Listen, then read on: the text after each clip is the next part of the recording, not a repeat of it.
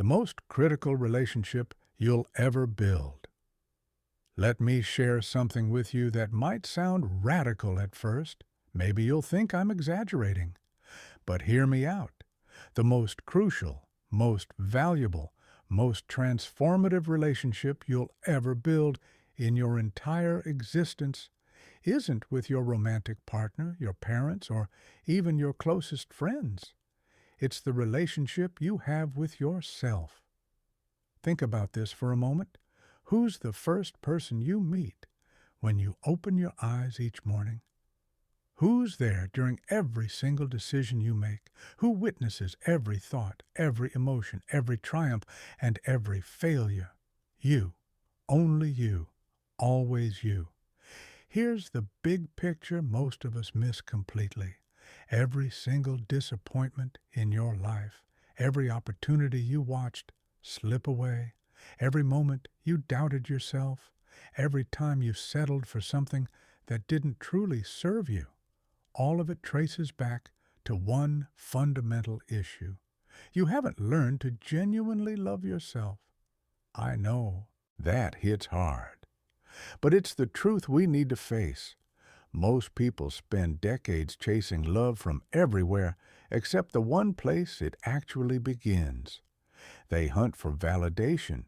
They seek approval. They chase after relationships, accomplishments, and recognition, thinking, once I'm successful enough, attractive enough, recognized enough, then I'll finally feel worthy. But they never realize that the love they're desperately seeking already exists within them, waiting to be discovered. Here's something else you need to understand. If you don't love yourself, no amount of external love will ever satisfy you. Ever.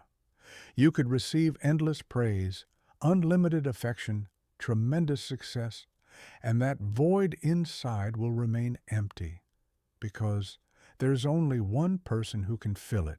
You. The secret behind truly successful people. You've noticed them, haven't you? Those people who walk into rooms with unshakable confidence. The ones who bounce back from setbacks like they're made of steel.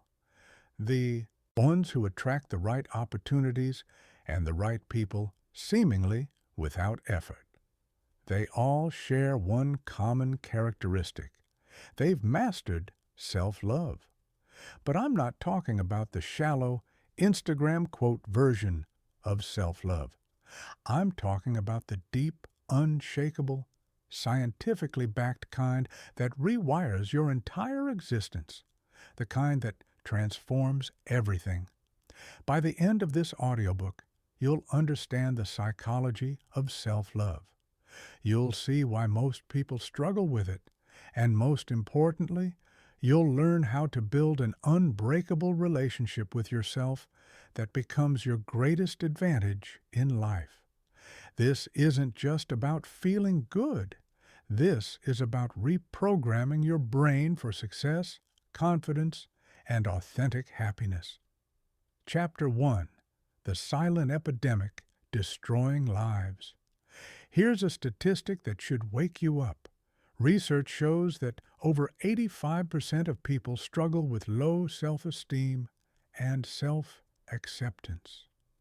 That means the vast majority of humans walking this planet are fundamentally rejecting who they are. They don't like themselves, they don't trust themselves, and they certainly don't love themselves. But here's what's even more disturbing. Most people don't even recognize this as their core problem. They blame other people. They blame circumstances. They blame bad luck or insufficient resources. If only I had more money, they think. If only I were more successful, more recognized, more accomplished, then I'd be happy. They spend years trying to fix everything around them while completely ignoring the foundation that determines everything else. Consider this scenario. Imagine you had a friend who constantly criticized you, reminded you that you weren't good enough, brought up every mistake you'd ever made, and never believed in your potential. Would you want to spend time with that person? Would you trust their judgment? Would you feel confident and motivated around them? Of course not. Yet this is precisely how most people treat themselves every single day. The voice inside your head, that internal dialogue, is often more cruel and destructive than your worst enemy would ever be. You say things to yourself that you'd never say to another human being. You hold yourself to impossible standards while forgiving everyone else. You give others grace for their mistakes, but punish yourself for years over things that happened long ago. The internal relationship crisis, this constant self-rejection and self-criticism, creates a devastating cascade of problems that infiltrates every area of your life. When you don't love yourself, you make decisions from a place of unworthiness. You accept less than you deserve because deep down, you don't believe you're worthy of better. You stay in toxic relationships because you don't think you deserve healthy love. You don't pursue your dreams because you don't believe you're capable of achieving them. The lack of self-love shows up in subtle ways too. Maybe you constantly seek approval from others. You can't make decisions without consulting 10 different people first. Perhaps you're a perfectionist. Nothing you do ever feels good enough. Maybe you engage in self-sabotage, unconsciously destroying opportunities just when things start going well. Or maybe you can't set boundaries. You say yes when you want to say no. You let people treat you poorly because you don't value yourself enough to demand respect. Neuroscience research reveals something fascinating. People with low self-worth have a hyperactive threat detection system in their brains. Their minds are constantly scanning for danger, rejection, and criticism, even when none exists. This chronic state of hypervigilance is exhausting and prevents them from taking the risks necessary for growth and success. When you don't love yourself, you live in perpetual fear. Fear of rejection, fear of failure, fear of being exposed as a fraud. This fear becomes the lens through which you see everything. It colors every decision you make. You play it safe. You shrink yourself to fit other people's expectations. You never fully express who you really are. But perhaps the most tragic consequence is this. You become completely disconnected from your own wisdom, your intuition, your authentic desires. You spend so much time trying to be who you think others want you to be that you lose touch with who you actually are. You make career choices based on what will impress others rather than what fulfills you. You enter relationships based on who others approve of rather than who truly makes you happy. There is hope. The good news is that self-love isn't some mystical concept that only a lucky few can access. It's a skill. It can be learned, developed, and strengthened. But first, you need to understand that this isn't about becoming narcissistic or arrogant. True self-love is about developing a healthy, realistic, and compassionate relationship with yourself. It's about treating yourself with the same kindness and understanding you'd show a good friend. When you truly love yourself, everything shifts. You make decisions from strength rather than fear. You attract healthier relationships because you model what it looks like to treat yourself well. You pursue opportunities that align with your values and desires rather than chasing approval. You recover from setbacks faster because your self-worth isn't dependent on external outcomes. Most importantly, when you love yourself, you give others permission to love you fully as well. You stop trying to earn love through performance and start receiving love as the natural birthright it is. This creates an upward spiral where self-love generates more love, which reinforces your self-worth, which attracts even more positive experiences into your life. Chapter 2. The Science of Self-Worth. To understand how to build genuine self-love, we first need to understand what's happening in your brain when you experience self-worth versus self-rejection. Neuroscience has revealed fascinating insights about how our brains process self-related thoughts and emotions. This knowledge gives us a roadmap for rewiring our internal relationship. When you think positively about yourself, your brain's reward centers light up, releasing dopamine and serotonin, the chemicals associated with joy, satisfaction, and well-being. This isn't just feel-good psychology, it's measurable brain chemistry.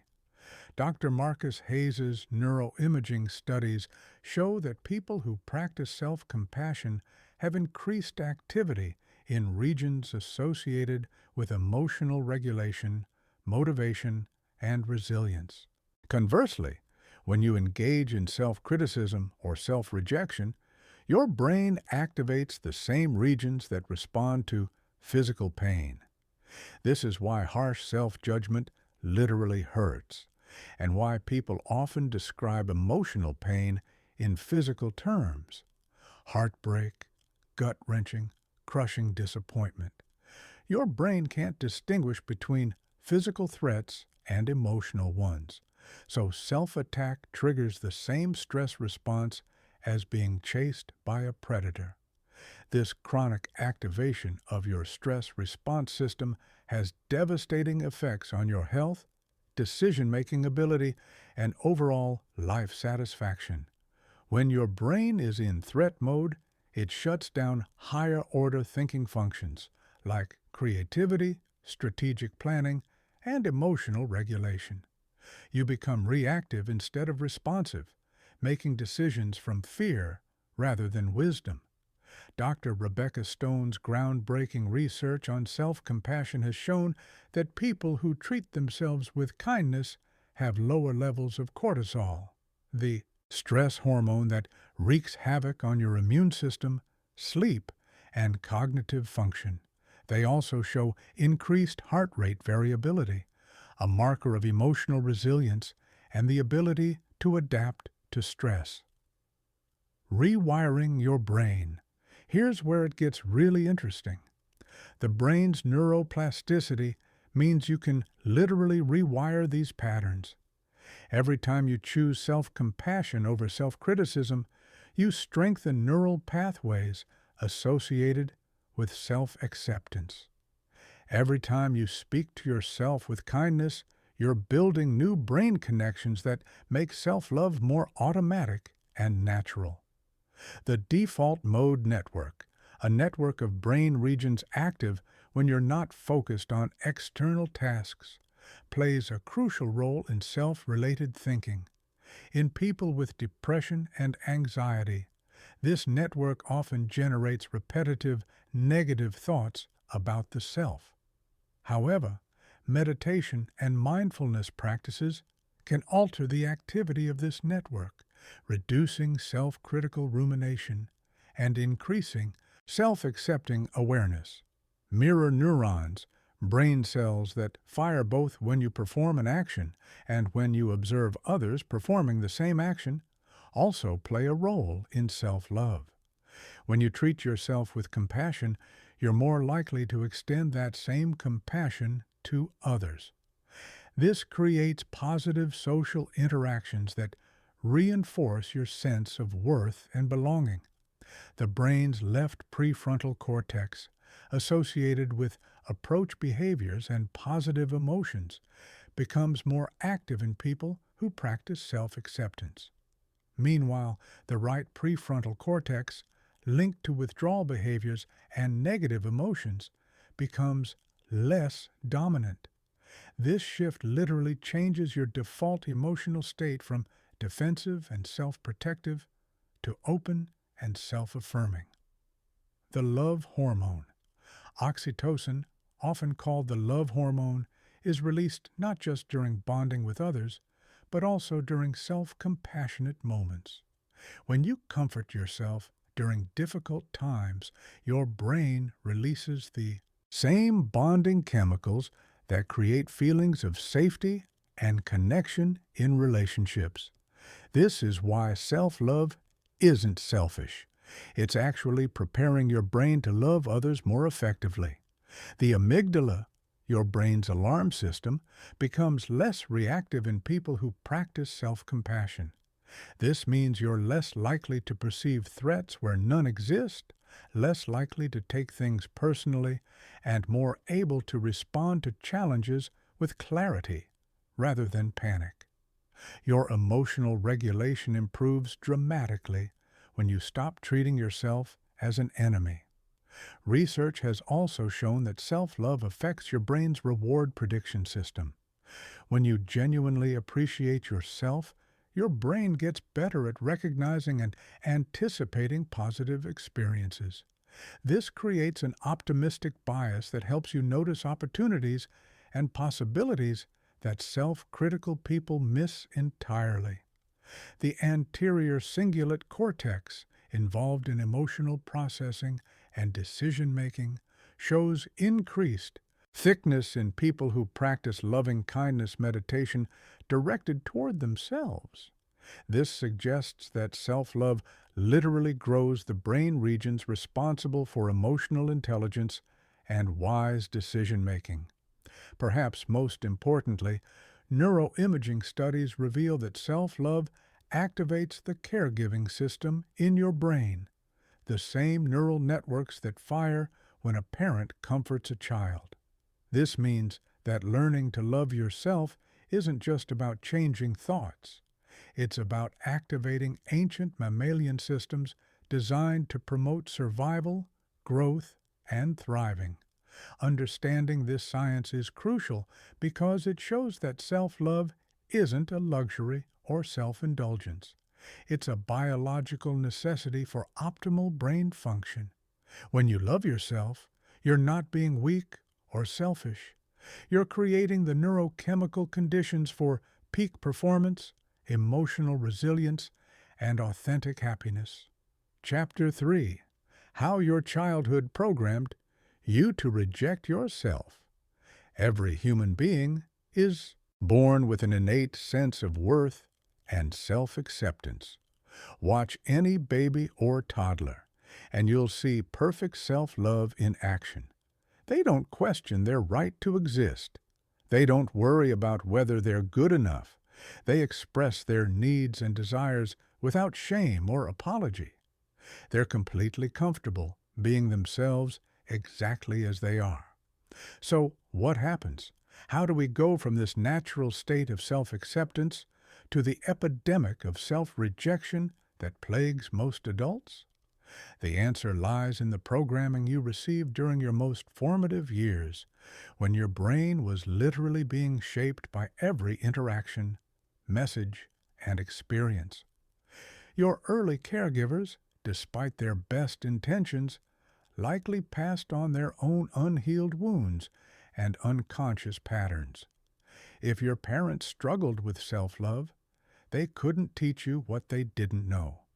If they were raised in environments where love was conditional on performance, they unconsciously recreated those same conditions for you. The conditional love program.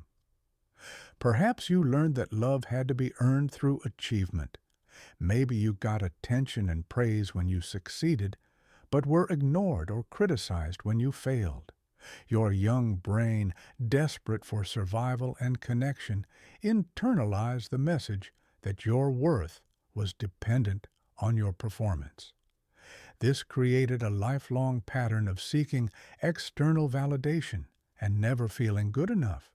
Or maybe you learned that your emotions were inconvenient or wrong. Perhaps when you cried, you were told to stop being dramatic. When you expressed anger, you were punished. When you showed vulnerability, you were told to toughen up. Your brain learned that parts of your authentic self were unacceptable, creating internal rejection of your own emotional experience. Some children learn that their needs are burdens. They're told they're too much or too sensitive. They learn to minimize themselves, to take up less space, to apologize for existing. These children grow into adults who struggle to ask for what they need and feel guilty for having desires or boundaries. Others learn that love is dangerous because the people who claim to love them also hurt them. Children who experience inconsistent caregiving, where love comes mixed with criticism, neglect, or abuse, develop what psychologists call disorganized attachment. They simultaneously crave love and fear it, creating internal chaos around relationships and self-worth. The authentic self wound. The trauma of not being seen and accepted for who you truly are creates what Dr. Jennifer Brooks calls the authentic self wound. Your authentic self, your natural personality, preferences, and way of being gets buried under layers of adaptive strategies designed to keep you safe and connected. But these strategies, while necessary for childhood survival, become prison walls that prevent genuine self-expression and self-love in adulthood. Your nervous system also gets programmed during these early years. If your environment was chronically stressful, unpredictable, or emotionally unsafe, your nervous system learned to stay in a state of hypervigilance. This creates adults who are constantly scanning for threats, criticism, and rejection, even in safe environments. The chronic stress makes self-compassion feel foreign and dangerous. Cultural and societal messages also shaped your relationship with yourself. You absorb beliefs about gender, success, beauty, and worth that may have nothing to do with your authentic nature. Boys are often taught that emotions are weakness, while girls are taught that anger is unacceptable. These cultural programs create internal conflicts between who you are and who you think you should be. Religious or spiritual environments can also contribute to self-rejection if they emphasize unworthiness, sin, or the need to earn divine love. While many spiritual traditions teach unconditional love, the human interpretation often becomes conditional, creating adults who believe they must be perfect to be worthy of love, even from themselves. School systems that prioritize conformity over individuality teach children that there's a right way and wrong way to be human. Creative, sensitive, or differently wired children often learn that their natural way of being is problematic. They internalize the message that they need to fix themselves rather than celebrate their uniqueness. Shame and perfectionism. The development of shame plays a crucial role in self-rejection. Shame isn't just feeling bad about something you did, it's feeling bad about who you are. When children are repeatedly made to feel that they are fundamentally flawed or wrong, shame becomes a core part of their identity. They grow up believing that if people really knew them, they would be rejected and abandoned. Perfectionism often develops as a defense against this deep shame. If I can just be perfect enough, smart enough, successful enough, then maybe I'll finally be acceptable. But perfectionism is actually a form of self-abuse, setting impossible standards and punishing yourself for being human. The inner critic, that harsh voice in your head that constantly judges and criticizes, is often an internalized version of critical voices from your past. It might sound like a parent, teacher, or sibling who was particularly harsh. Or it might be a compilation of all the critical messages you received now running on autopilot in your mind. Understanding this programming is crucial because it helps you realize that self-rejection isn't your fault, and it isn't the truth about who you are. These patterns were survival adaptations that helped you navigate difficult circumstances. But what was adaptive then may be destructive now, and it's time to consciously choose new patterns that serve your adult self. The good news is that neuroplasticity means your brain can change at any age. The patterns laid down in childhood are strong, but they're not permanent. With conscious effort and the right tools, you can rewire your brain for self-acceptance and genuine self-love. You can become the loving parent to yourself that you may not have had, giving yourself the unconditional acceptance that every human being deserves. Chapter 4. Escaping the External Approval Trap. One of the most dangerous barriers to self-love is what I call the external approval trap. This addiction is so widespread in our culture that most people don't even recognize it as a problem. They think it's completely normal to need validation from others, to feel good about themselves only when praised, and to base their entire sense of worth on external achievements and recognition. But here's the reality we need to face. As long as your sense of worth depends on external factors, you will never experience genuine self-love.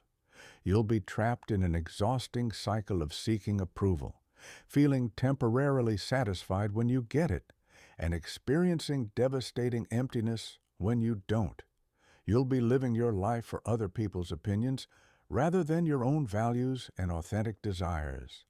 This approval addiction manifests in countless ways. Maybe you can't make a simple decision without polling 5 different people first. Perhaps you obsessively check social media for likes and comments, feeling deflated when your posts don't get the response you hoped for. You might stay in unfulfilling jobs, relationships, or living situations because they look impressive to others. Some people become achievement addicts, not because they're passionate about their goals, but because achievement brings recognition and admiration. They climb the success ladder only to discover that each rung requires even more validation to maintain their sense of worth. They become prisoners of their own accomplishments, unable to slow down or change direction without feeling like failures. Others become people pleasers, saying yes when they desperately want to say no, agreeing with opinions they don't share, molding themselves into whatever shape they think will gain approval. They lose touch with their own preferences, desires, and boundaries in their desperate attempt to be liked and accepted. The digital amplification.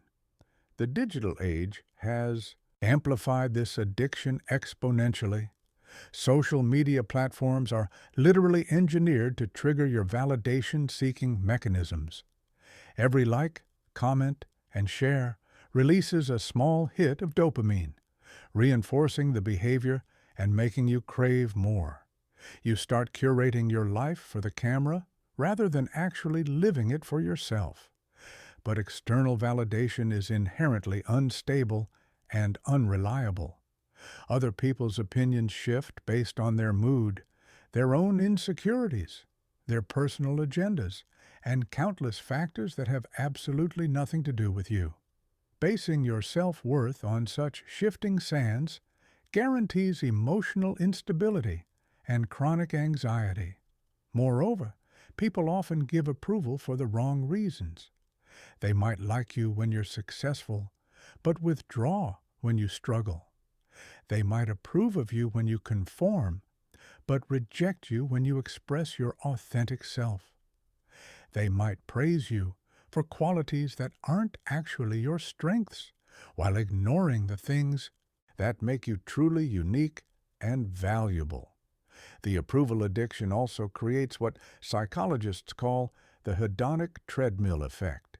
Each dose of external validation provides temporary satisfaction, but your baseline quickly returns to its previous level, requiring even more validation to achieve the same feeling. It's like being addicted to a substance where you need increasingly larger doses to get the same high. This addiction is particularly damaging because it prevents you from developing your own internal compass. When you're constantly looking outside yourself for guidance and approval, you never learn to trust your own judgment, intuition, and wisdom.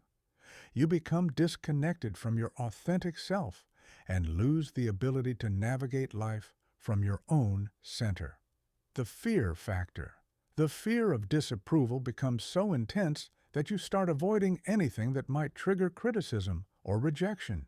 You play it safe, conforming to others' expectations, and never fully expressing who you really are. You deny parts of yourself that might be controversial, unique, or different, creating internal fragmentation and self-rejection. Breaking free from this addiction requires recognizing that external validation can never fill the void of self-rejection. No amount of praise, approval, or recognition from others can substitute for your own self-acceptance. It's like trying to fill a bucket that has a massive hole in the bottom. You can pour in all the validation in the world, but it will never stay full.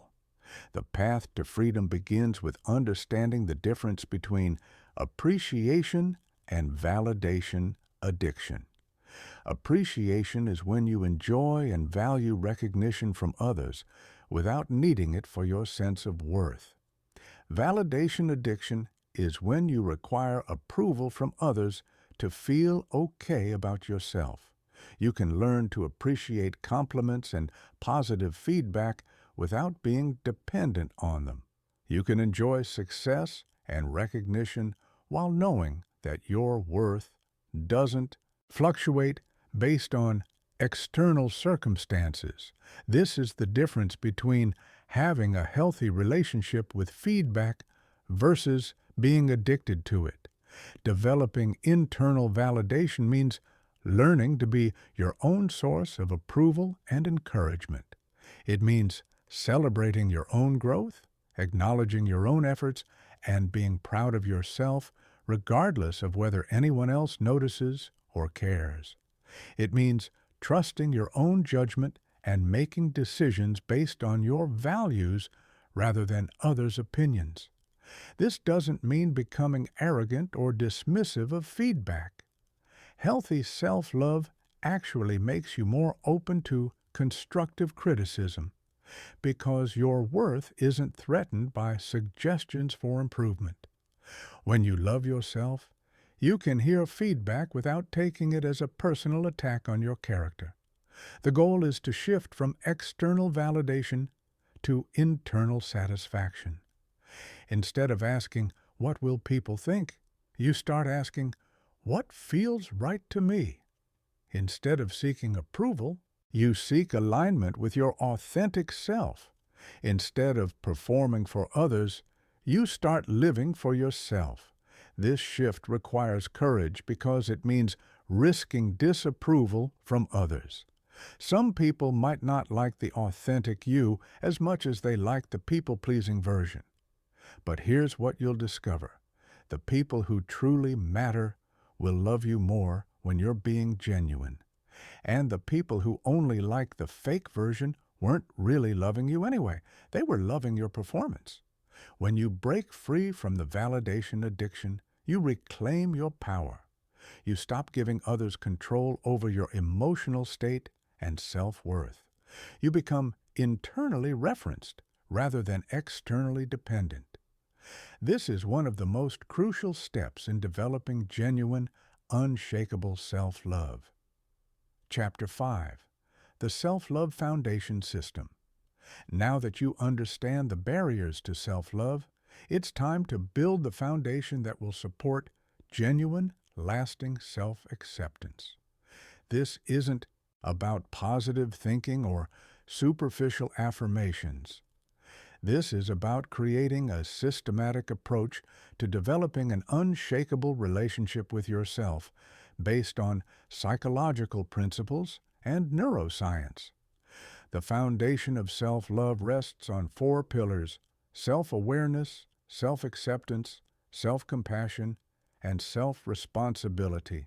Each pillar supports and strengthens the others, creating a stable base from which authentic self-love can grow.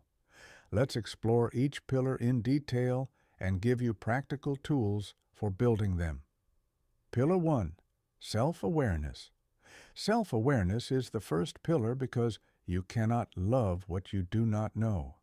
Most people are complete strangers to themselves, operating on autopilot without really understanding their thoughts, emotions, patterns, and motivations. They react to life from unconscious programming rather than conscious choice. Developing self-awareness means becoming the observer of your own experience, studying yourself with curiosity rather than judgment. Start by noticing your internal dialogue throughout the day. What tone do you use when speaking to yourself? Are you encouraging and supportive or critical and harsh? Notice the thoughts that arise in different situations. When you make a mistake, what does your inner voice say? When you succeed, how do you respond to yourself internally? Pay attention to your emotional patterns. What triggers anger, sadness, fear, or joy in you? How do you typically respond to these emotions? Do you suppress them, express them, or get overwhelmed by them?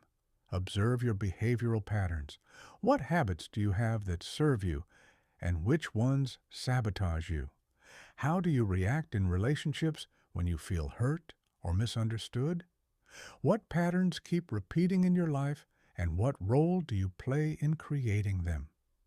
Pillar 2. Self-acceptance. Self-acceptance is the second pillar, and it's perhaps the most challenging for people who have been conditioned to believe they need to earn love through improvement. Self-acceptance doesn't mean giving up on growth or becoming complacent. It means acknowledging reality without resistance, embracing your humanity, and loving yourself as you are right now, not as you hope to become. True self-acceptance means embracing your shadows as well as your light. You have aspects of your personality that you might not particularly like, but rejecting them only gives them more power. When you accept your jealousy, your fears, your insecurities, and your flaws as part of your human experience, you can work with them consciously rather than being controlled by them unconsciously. Practice the radical acceptance exercise. Look at yourself in the mirror and say, I accept myself exactly as I am right now. Notice any resistance that arises. The parts of yourself that feel hard to accept are usually the parts that need the most love and integration. Instead of trying to change or fix these aspects, simply acknowledge them with compassion. Self-acceptance also means accepting your past. You cannot change what has already happened, but you can change your relationship to it. Forgive yourself for past mistakes, not because they were okay, but because holding on to shame and regret prevents you from moving forward. Learn from your experiences without punishing yourself for being imperfect. Pillar 3. Self-compassion. Self-compassion is the third pillar, and it's the antidote to the inner critic that has been running your life. Dr. Rebecca Stone defines self-compassion as treating yourself with the same kindness you would show a good friend who is suffering. It involves recognizing your pain, understanding that suffering is part of the human experience, and responding to yourself with care rather than criticism. When you make a mistake or face a setback, instead of attacking yourself with harsh criticism, practice self-compassion. Ask yourself, what do I need right now? Maybe you need comfort, understanding, encouragement, or simply acknowledgement that this is difficult. Give yourself what you need instead of what you think you deserve based on your perceived failures. The self-compassion break is a powerful tool. Place your hand on your heart and say, "This is a moment of difficulty. Difficulty is part of life. May I be kind to myself." This simple practice activates your caregiving system and helps regulate your nervous system during challenging times. Self-compassion also involves speaking to yourself with kindness. Notice when your inner voice becomes harsh or critical, and consciously choose different words. Instead of, "I'm so stupid," try, "I made a mistake, and that's okay."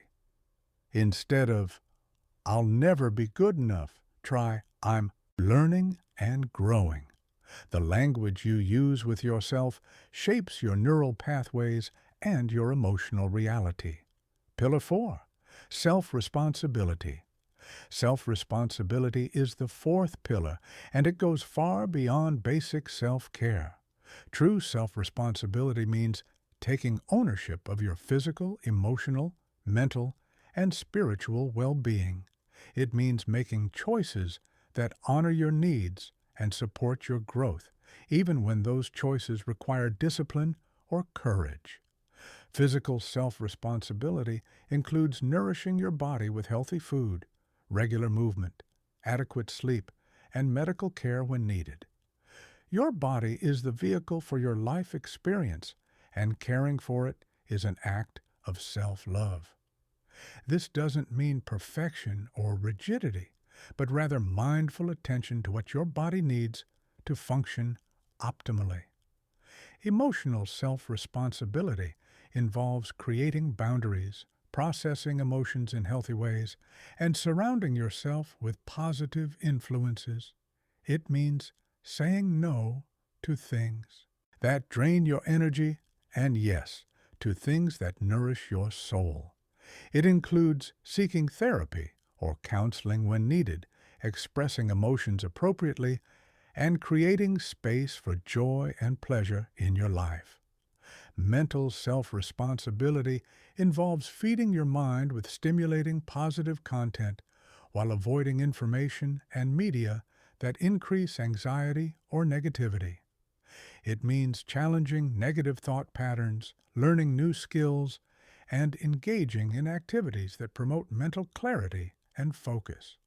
Spiritual self-responsibility, regardless of your religious beliefs, involves connecting with something larger than yourself and finding meaning and purpose in your life.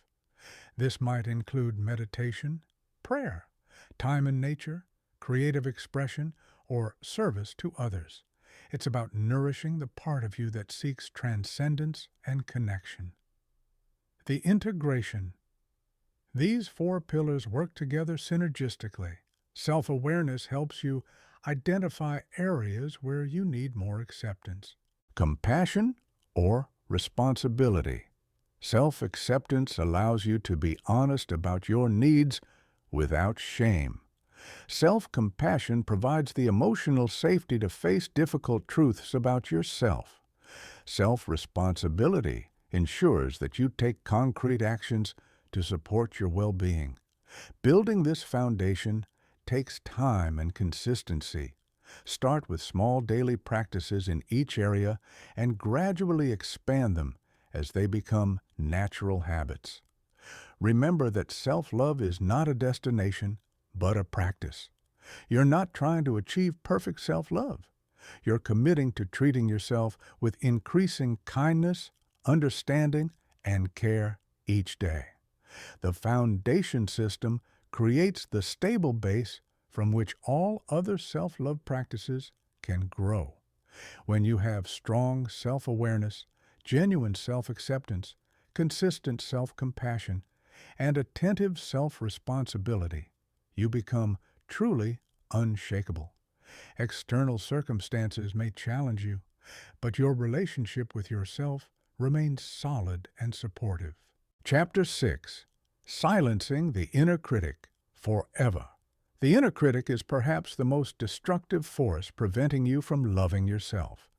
This voice in your head constantly judges, criticizes, and undermines your confidence.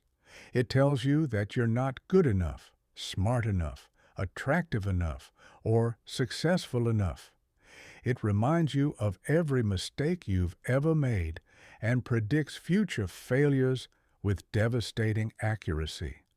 For most people, this inner critic has become so familiar that they mistake it for their own voice, their own thoughts, their own truth. But here's what you need to understand. The inner critic is not you. It's a collection of internalized voices from your past, cultural programming, and survival mechanisms that once served a purpose but now sabotage your happiness and success.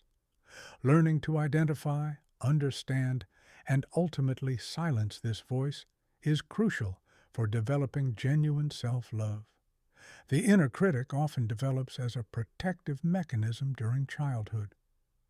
If you grew up in an environment where criticism was common, your brain learned to criticize yourself first as a way of avoiding external criticism. The logic was simple. If I can find my flaws before others do, maybe I can fix them and avoid rejection. This self-criticism became a strategy for belonging and survival. The critic also emerges from perfectionist tendencies that many people develop as children. If love and approval were conditional on performance, your brain learned that anything less than perfect was dangerous. The inner critic became the enforcer of these impossible standards, constantly pushing you to do better while simultaneously telling you that your efforts aren't enough. The critic's tactics. The inner critic is particularly vicious because it knows exactly where your vulnerabilities lie. It knows your deepest fears, your most painful memories, and your strongest desires. It uses this intimate knowledge against you, attacking precisely where you're most sensitive. It might tell you that you're too lazy, too weird, too damaged, or too ordinary to deserve love and success. What makes the inner critic so destructive is that it operates under the guise of motivation and protection.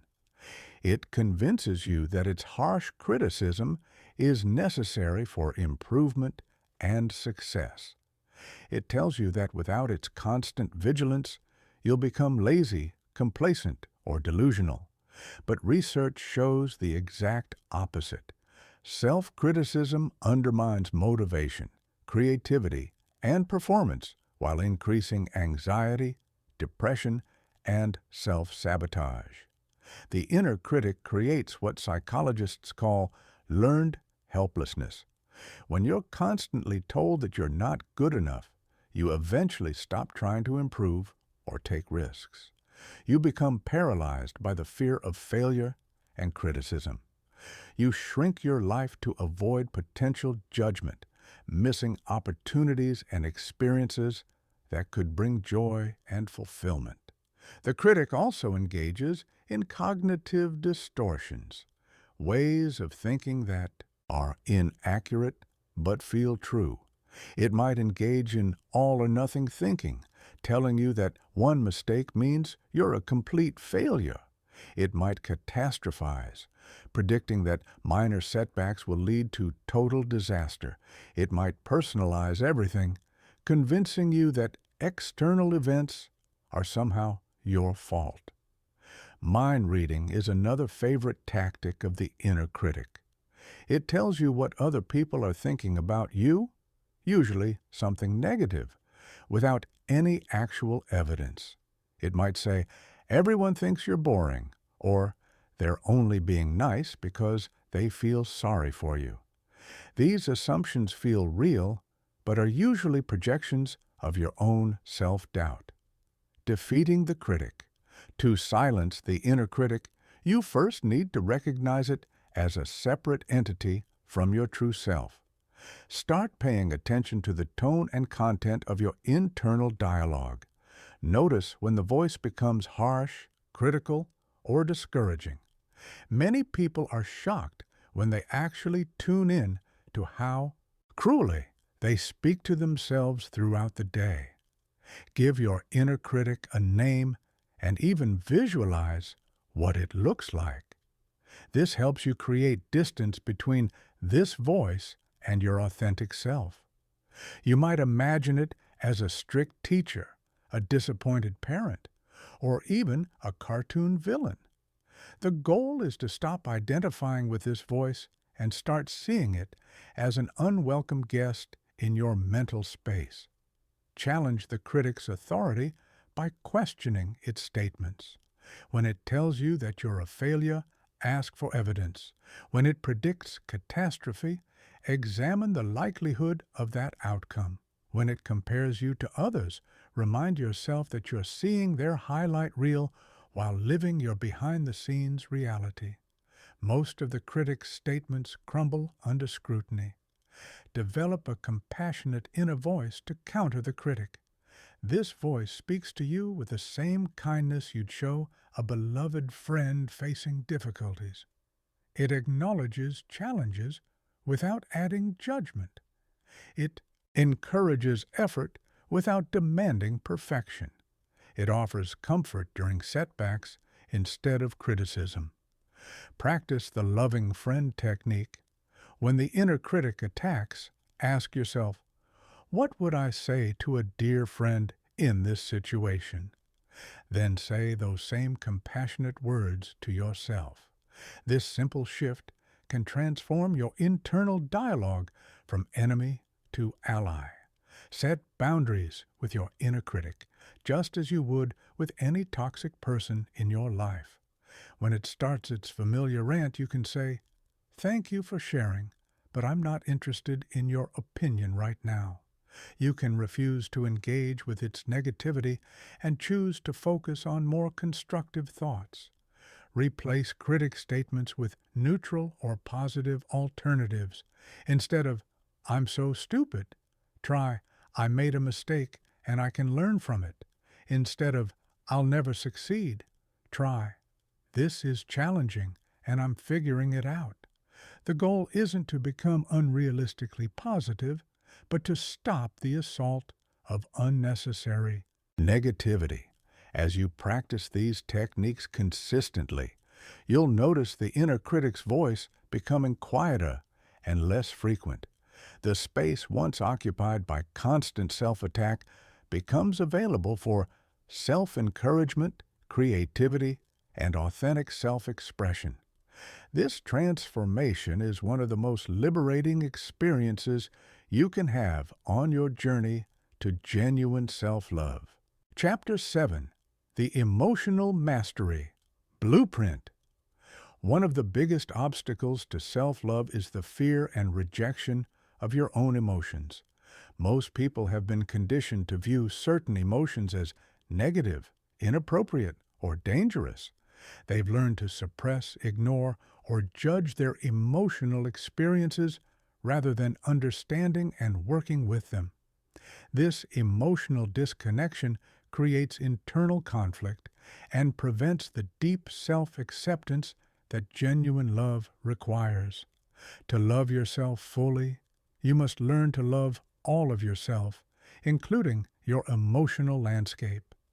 This doesn't mean indulging every emotion or acting on every feeling, but rather developing a healthy, mature relationship with your entire emotional range. Emotional mastery isn't about control or suppression. It's about understanding, acceptance, and skillful response. Every emotion serves a purpose and carries important information about your needs, boundaries, and values. Anger tells you that something important to you is being threatened or violated. Sadness signals loss and the need for comfort and healing. Fear alerts you to potential danger and the need for protection or preparation. Joy indicates alignment with your values and desires. Even seemingly negative emotions like jealousy or shame carry valuable data about your unmet needs and areas for growth. The problem isn't the emotions themselves, but how you've been taught to relate to them. Many people learned in childhood that certain emotions were unacceptable. Boys were often told that sadness and fear were signs of weakness, while girls were taught that anger was inappropriate or unladylike. These messages created internal splits where parts of your emotional self became rejected and suppressed. The cost of emotional rejection. When you reject your emotions, you reject parts of yourself. This creates internal fragmentation and self-rejection that undermines self-love. You cannot fully love yourself while simultaneously rejecting core aspects of your human experience. Emotional integration is essential for wholeness and authentic self-acceptance. Emotional suppression also has devastating consequences for your physical and mental health.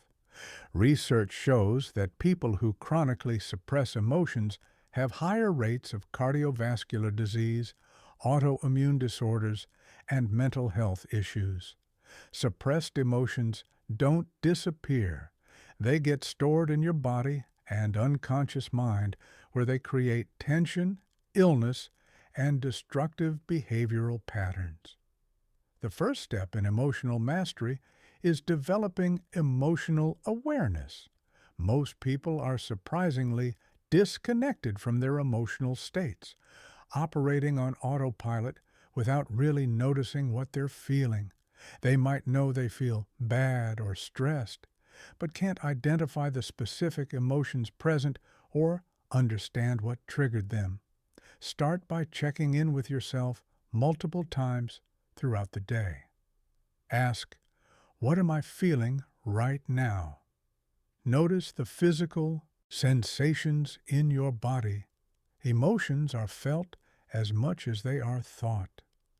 Anger might feel like heat in your chest or tension in your jaw.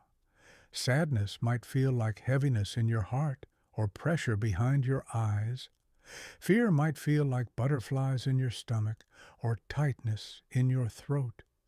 Expand your emotional vocabulary beyond the basic categories of happy, sad, mad, and afraid. There are hundreds of emotional words that describe subtle variations and combinations of feelings. The more precisely you can identify your emotions, the better you can understand their messages and respond appropriately. The RAIN technique. Practice. The RAIN technique for working with difficult emotions. RAIN stands for recognize, allow, investigate, and non-identification. First, recognize what emotion is present without immediately trying to change or fix it. Then, allow the emotion to be there without resistance or judgment. Investigate the emotion with curious compassion, noticing where you feel it in your body and what it might be trying to tell you. Finally, remember that you are not your emotions. You are the awareness that observes them. Emotional regulation doesn't mean controlling your emotions, but rather choosing how to respond to them skillfully. You can feel angry without becoming aggressive. You can experience sadness without becoming depressed. You can notice fear without becoming paralyzed. The emotion provides information, but you choose the action. Develop a toolbox of healthy emotional regulation strategies. Deep breathing activates your parasympathetic nervous system and helps you respond rather than react. Physical movement helps metabolize stress hormones and emotional energy. Journaling helps you process and understand your emotional experiences. Creative expression allows emotions to move through you constructively.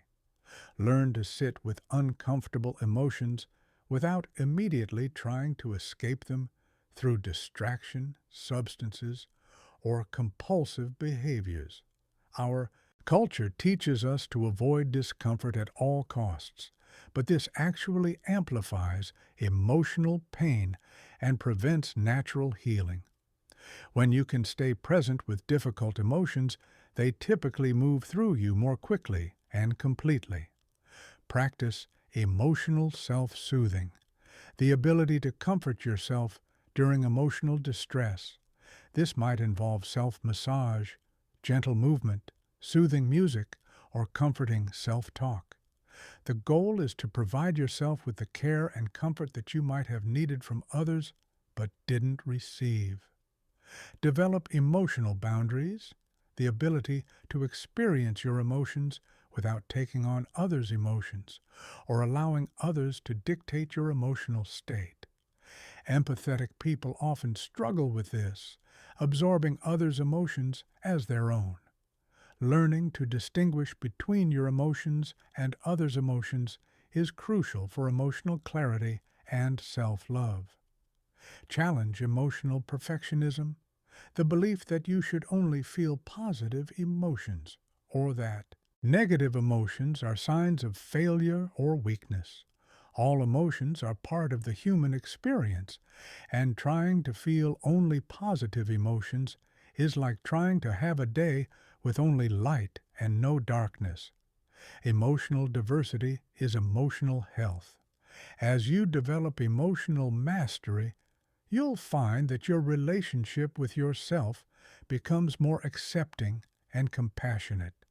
You'll stop judging yourself for having human emotions and start appreciating the rich, complex inner world that makes you who you are. This emotional integration is essential for deep, lasting self-love. Chapter 8. Transforming Your Relationships Through Self-Love. One of the most powerful and immediate benefits of developing genuine self-love is how dramatically it transforms all of your relationships. When you truly love yourself, you show up differently in every interaction. You attract different types of people. You set healthier boundaries, and you create more authentic connections. Most importantly, you stop using relationships to fill the void of self-rejection and start engaging from a place of wholeness and abundance. The relationship you have with yourself is the template for every other relationship in your life. If you're constantly critical, demanding, and unforgiving with yourself, you'll likely attract partners and friends who treat you the same way. If you don't respect your own boundaries, others won't respect them either. If you don't believe you deserve love and kindness, you'll unconsciously choose relationships that confirm this belief. Many people enter relationships from a place of neediness and emptiness, hoping that another person will provide the love, validation, and acceptance they can't give themselves. This creates what psychologists call codependent relationships, where both people are trying to use the other to feel complete. These relationships are inherently unstable because they're based on deficit rather than strength. Coming from wholeness. When you love yourself, you enter relationships as a whole person rather than a half person looking for completion. You bring gifts, love, and joy to share rather than needs and wounds that require healing. This completely changes the dynamic from taking to giving, from neediness to generosity, from fear to love. Self-love also gives you the ability to be truly vulnerable in relationships.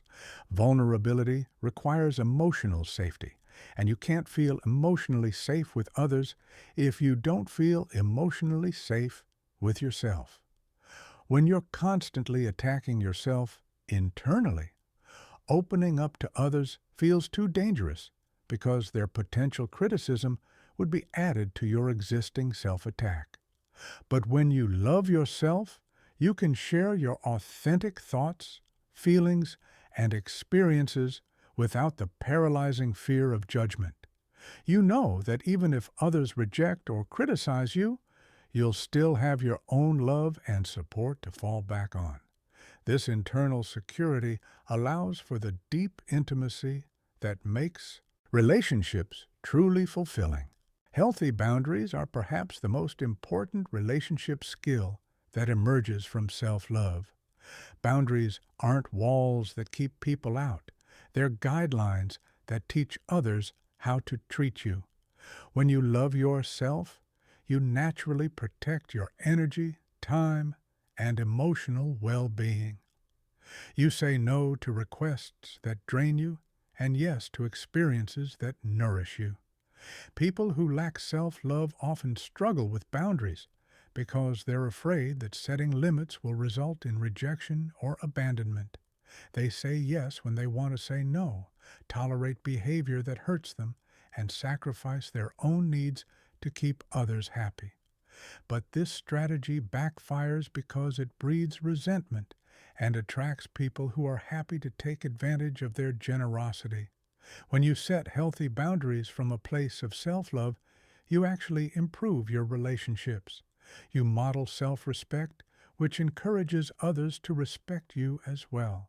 You're more present and giving in the relationships you choose to invest in because you're not depleted from toxic or draining interactions.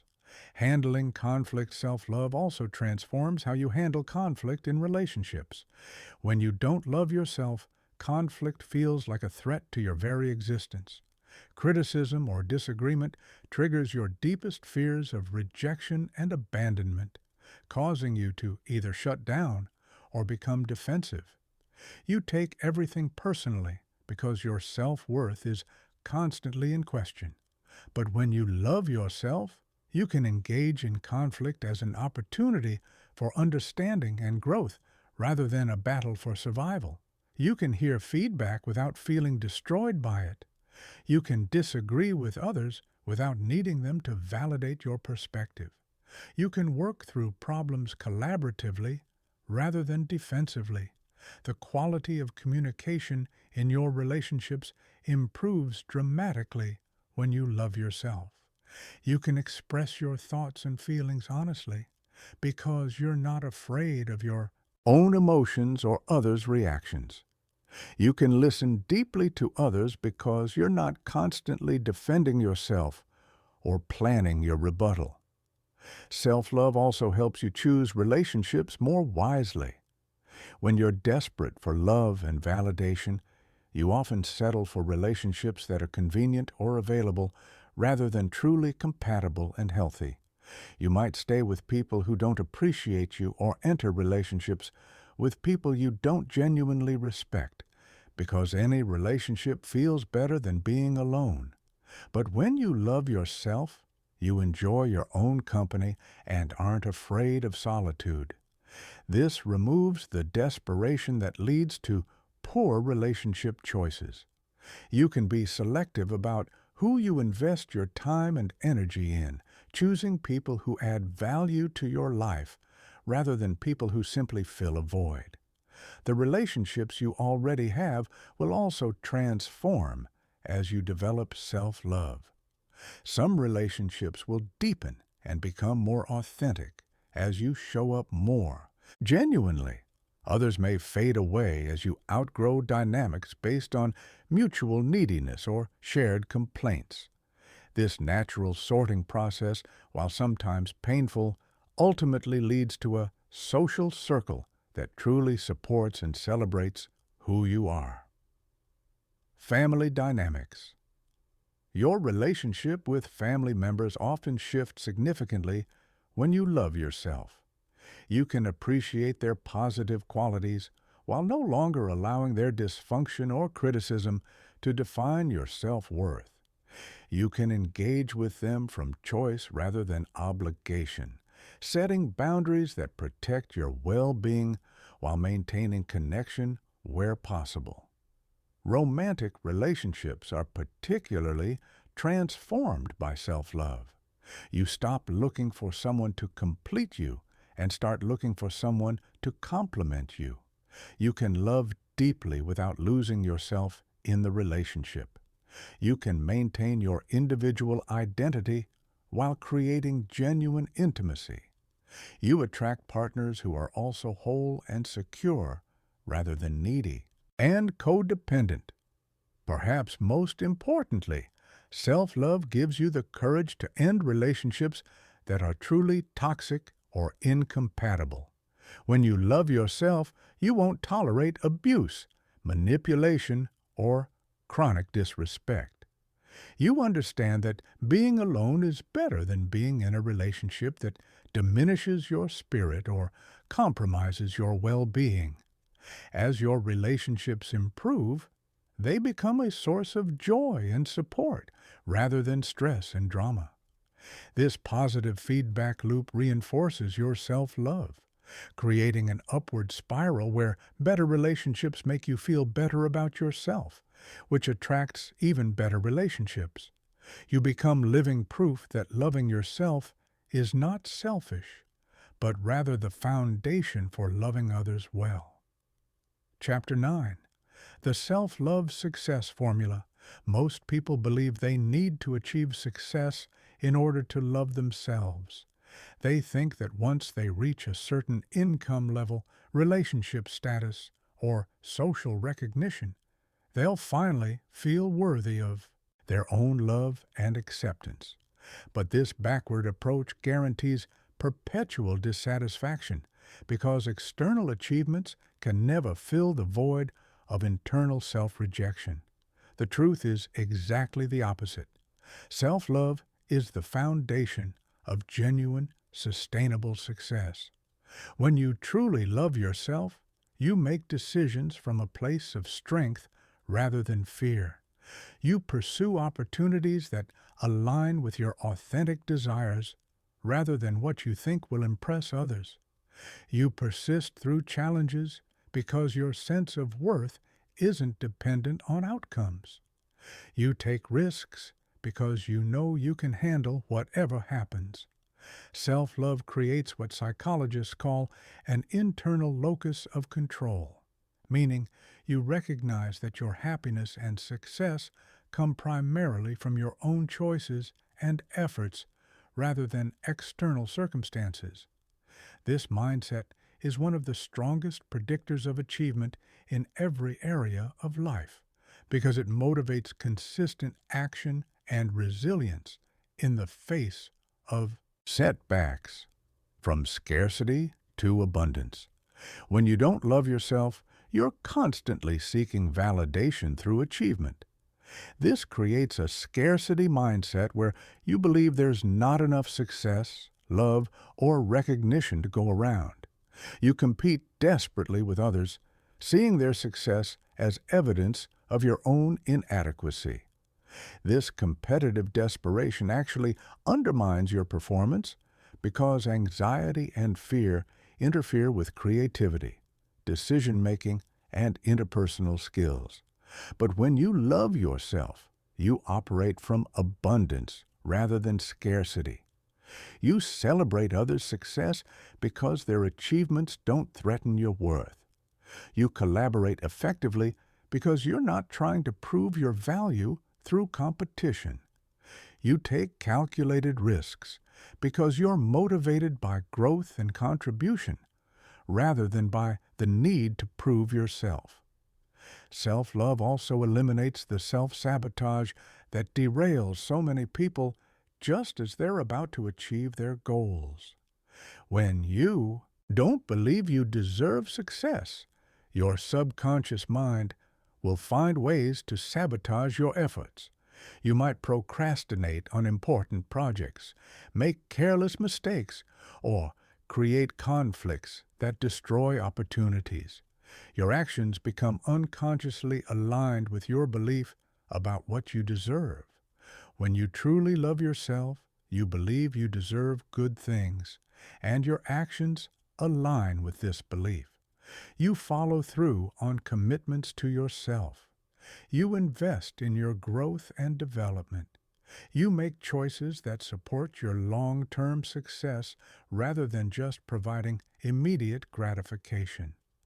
The self-love success formula operates on several key principles. First, Clarity of values and desires becomes possible when you're not constantly seeking approval from others. When you love yourself, you can tune into your authentic preferences and interests, rather than what you think will gain recognition or acceptance. This clarity allows you to set goals that truly motivate you rather than goals that look impressive to others. Second, self-love provides the emotional resilience necessary for sustained effort. Success in any field requires persistence through inevitable setbacks, failures, and periods of slow progress. When you love yourself, these challenges don't threaten your fundamental sense of worth. You can view failures as learning experiences rather than evidence of personal inadequacy. Internal motivation. The internal dialogue that accompanies self-love is fundamentally different from the self-criticism that drives most people's efforts. Instead of, "I have to succeed to prove I'm worthy," the internal message becomes, "I deserve to pursue my dreams and express my potential." This shift in motivation from proving to expressing creates much more sustainable and enjoyable success. Self-love also improves your decision-making ability because you're not clouded by the emotional charge of needing to prove yourself. You can evaluate opportunities objectively, considering what truly serves your growth and happiness rather than what looks impressive or avoids criticism. This clarity leads to better choices in career, relationships, and life direction. The networking and relationship building that are essential for most forms of success become natural when you love yourself. People are attracted to individuals who are comfortable in their own skin, who don't need constant validation, and who can focus on contributing value rather than extracting approval. Self-love makes you magnetic because you radiate confidence and authenticity. Risk-taking, which is necessary for significant achievement, becomes possible when you love yourself because you know you can handle whatever outcomes arise. You're willing to start businesses, pursue creative projects, or make career changes because your sense of security comes from within rather than from external circumstances. Self-love also enables you to set and maintain boundaries around your time and energy, which is crucial for focusing on what matters most.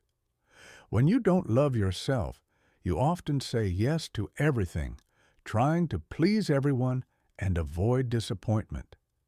This scattered approach prevents the deep focus necessary for mastery and excellence. The compound effect of self-love on success is particularly powerful. Each decision made from self-love tends to create positive outcomes that reinforce your sense of worth and capability. This creates an upward spiral where success builds on success, confidence builds on confidence, and love builds on love. Perhaps most importantly, when success comes from a foundation of self-love, it feels genuinely satisfying. You're not constantly moving the goalposts or feeling empty after achieving your goals, because your sense of worth isn't dependent on external validation. You can enjoy your accomplishments while remaining grounded in your inherent value as a human being. The self-love success formula also applies to how you handle failure and setbacks. When you love yourself, you can acknowledge mistakes and areas for improvement without sliding into shame and self-attack. This emotional regulation allows you to learn from failures quickly and get back into action rather than getting stuck in self-recrimination. The success that emerges from self-love is also more holistic and sustainable. You're less likely to sacrifice your health, relationships, or integrity in pursuit of achievement because you value yourself too much to accept those trade-offs. This creates a more balanced and fulfilling version of success that enhances, rather than diminishes, your overall life satisfaction. Chapter 10. Mastering Self-Love During Life Storms. The ultimate test of your self-love isn't how you treat yourself when everything is going well, but how you respond to yourself during life's inevitable storms. Everyone faces periods of crisis, failure, rejection, loss, and uncertainty. These challenging times reveal whether your self-love is superficial and conditional or deep and unshakable. Learning to maintain self-compassion during difficulties is what separates temporary self-improvement from genuine transformation. Many people practice self-love only when they feel they deserve it. They're kind to themselves when they're successful, productive, or meeting their own expectations. But the moment they fail, make mistakes, or face setbacks, their self-compassion disappears and is replaced by harsh criticism and judgment. This conditional self-love is actually no love at all, but rather another form of perfectionism disguised as self-care. Genuine self-love is unconditional. It means treating yourself with kindness and understanding, especially when you're struggling, failing, or facing challenges.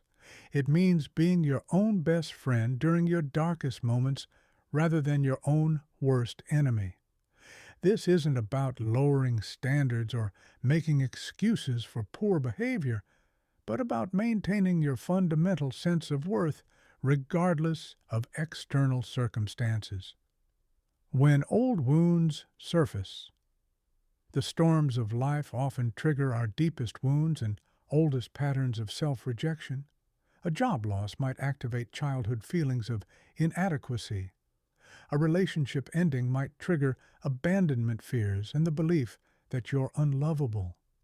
A health crisis might bring up feelings of vulnerability and mortality that overwhelm your usual coping mechanisms.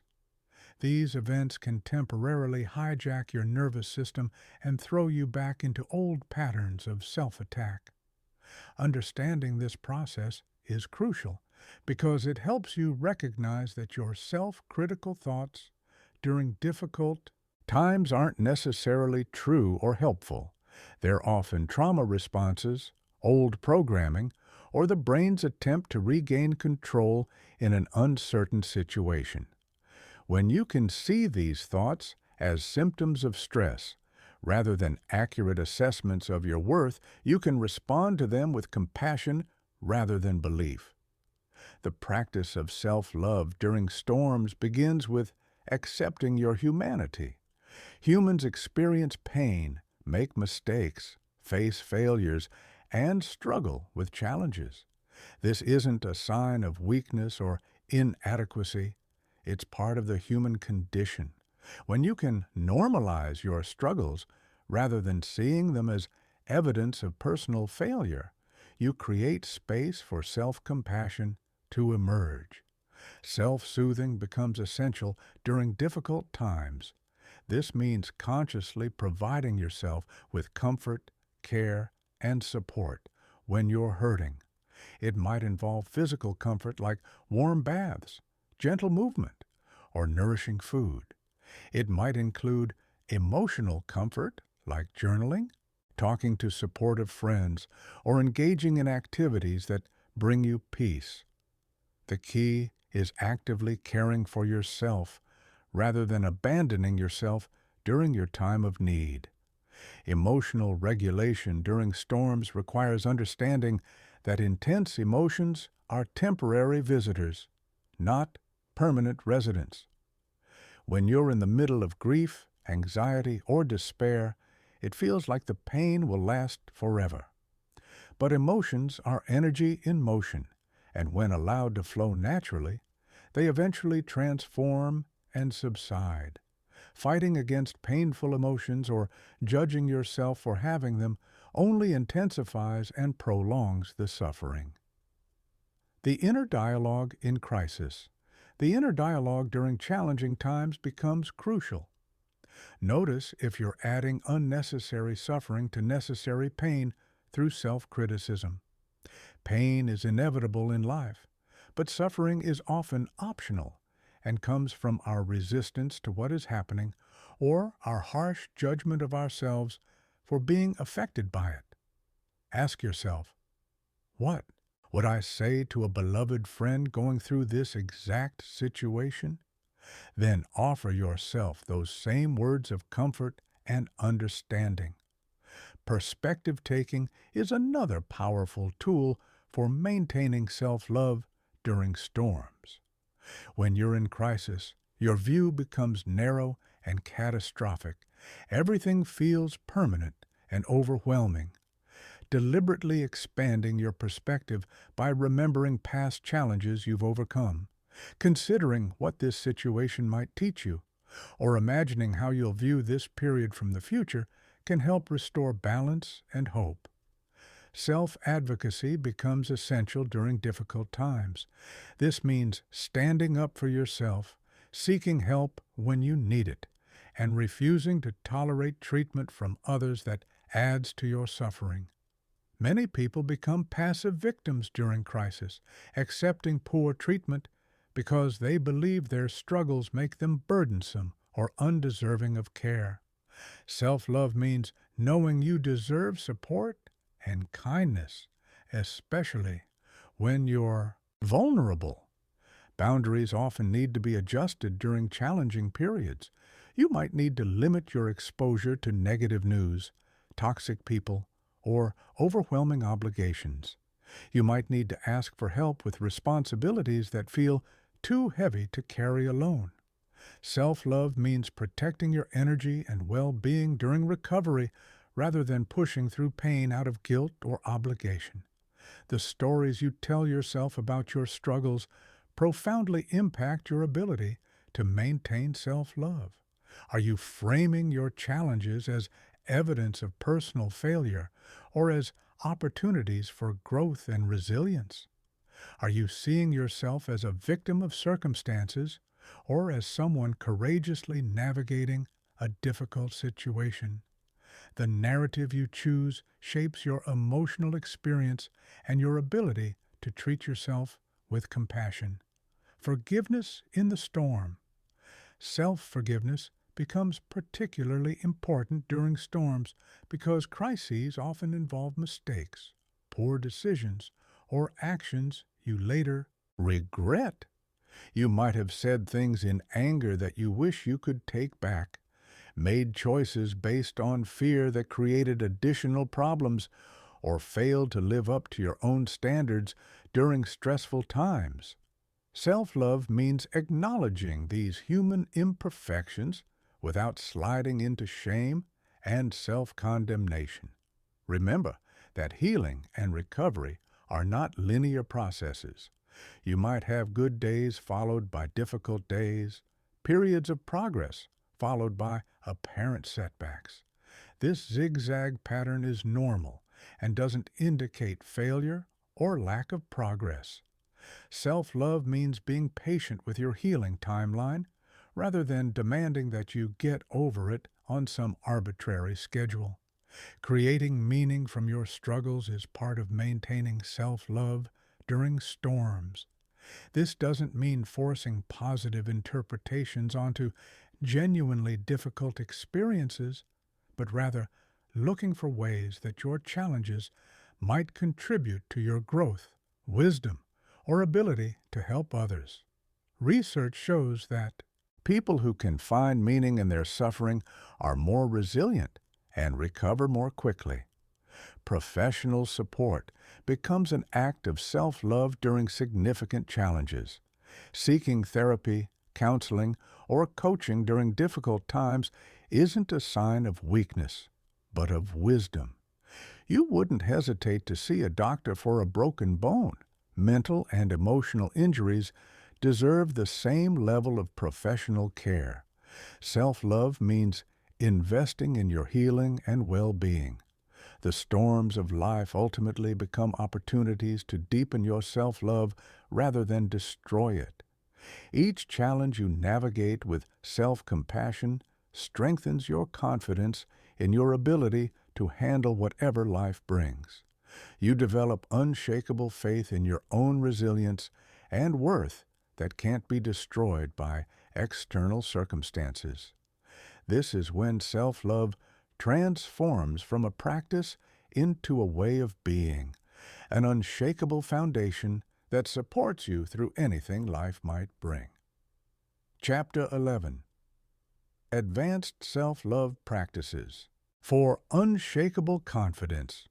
Once you've established the foundation of self-love, it's time to develop advanced practices that create unshakable confidence and deep self-acceptance. These techniques go beyond basic self-care and positive thinking to address the unconscious patterns and core beliefs that determine how you show up in the world. Mastering these practices will transform you into someone who radiates authentic confidence and attracts success naturally. Shadow integration. The first advanced practice is shadow integration, which involves identifying and embracing the parts of yourself that you've rejected or hidden. Everyone has aspects of their personality that they consider unacceptable or shameful. Maybe you've rejected your anger because you were taught it was bad. Perhaps you've hidden your ambition because you learned it was selfish. Or you might deny your vulnerability because you were told it was weakness. These rejected parts don't disappear when you deny them. They operate unconsciously, creating internal conflict and self-sabotage. When you judge parts of yourself harshly, you're essentially at war with yourself. This internal conflict drains your energy and prevents authentic self-expression. Shadow integration involves acknowledging these rejected aspects with compassion and finding healthy ways to express them. Start by identifying what qualities you most dislike in other people. Often what we judge harshly in others reflects what we've rejected in ourselves. If you're particularly triggered by arrogant people, you might have rejected your own confidence and ambition. If you judge emotional people, you might have suppressed your own sensitivity. These triggers are gifts that point toward parts of yourself that need love and integration. Loving your imperfections. The practice of embracing your flaws is another advanced technique that creates profound self-acceptance. Instead of trying to fix or hide your imperfections, you learn to appreciate them as part of your unique humanity. Your sensitivity might make you vulnerable, but it also makes you compassionate. Your intensity might overwhelm some people, but it also creates passion and depth. This doesn't mean becoming complacent or refusing to grow. It means accepting yourself as you are right now while working toward who you want to become. You can embrace your impatience while developing more patience. You can accept your anxiety while building emotional regulation skills. This paradoxical approach eliminates the self-attack that actually prevents change and creates the safety necessary for genuine transformation.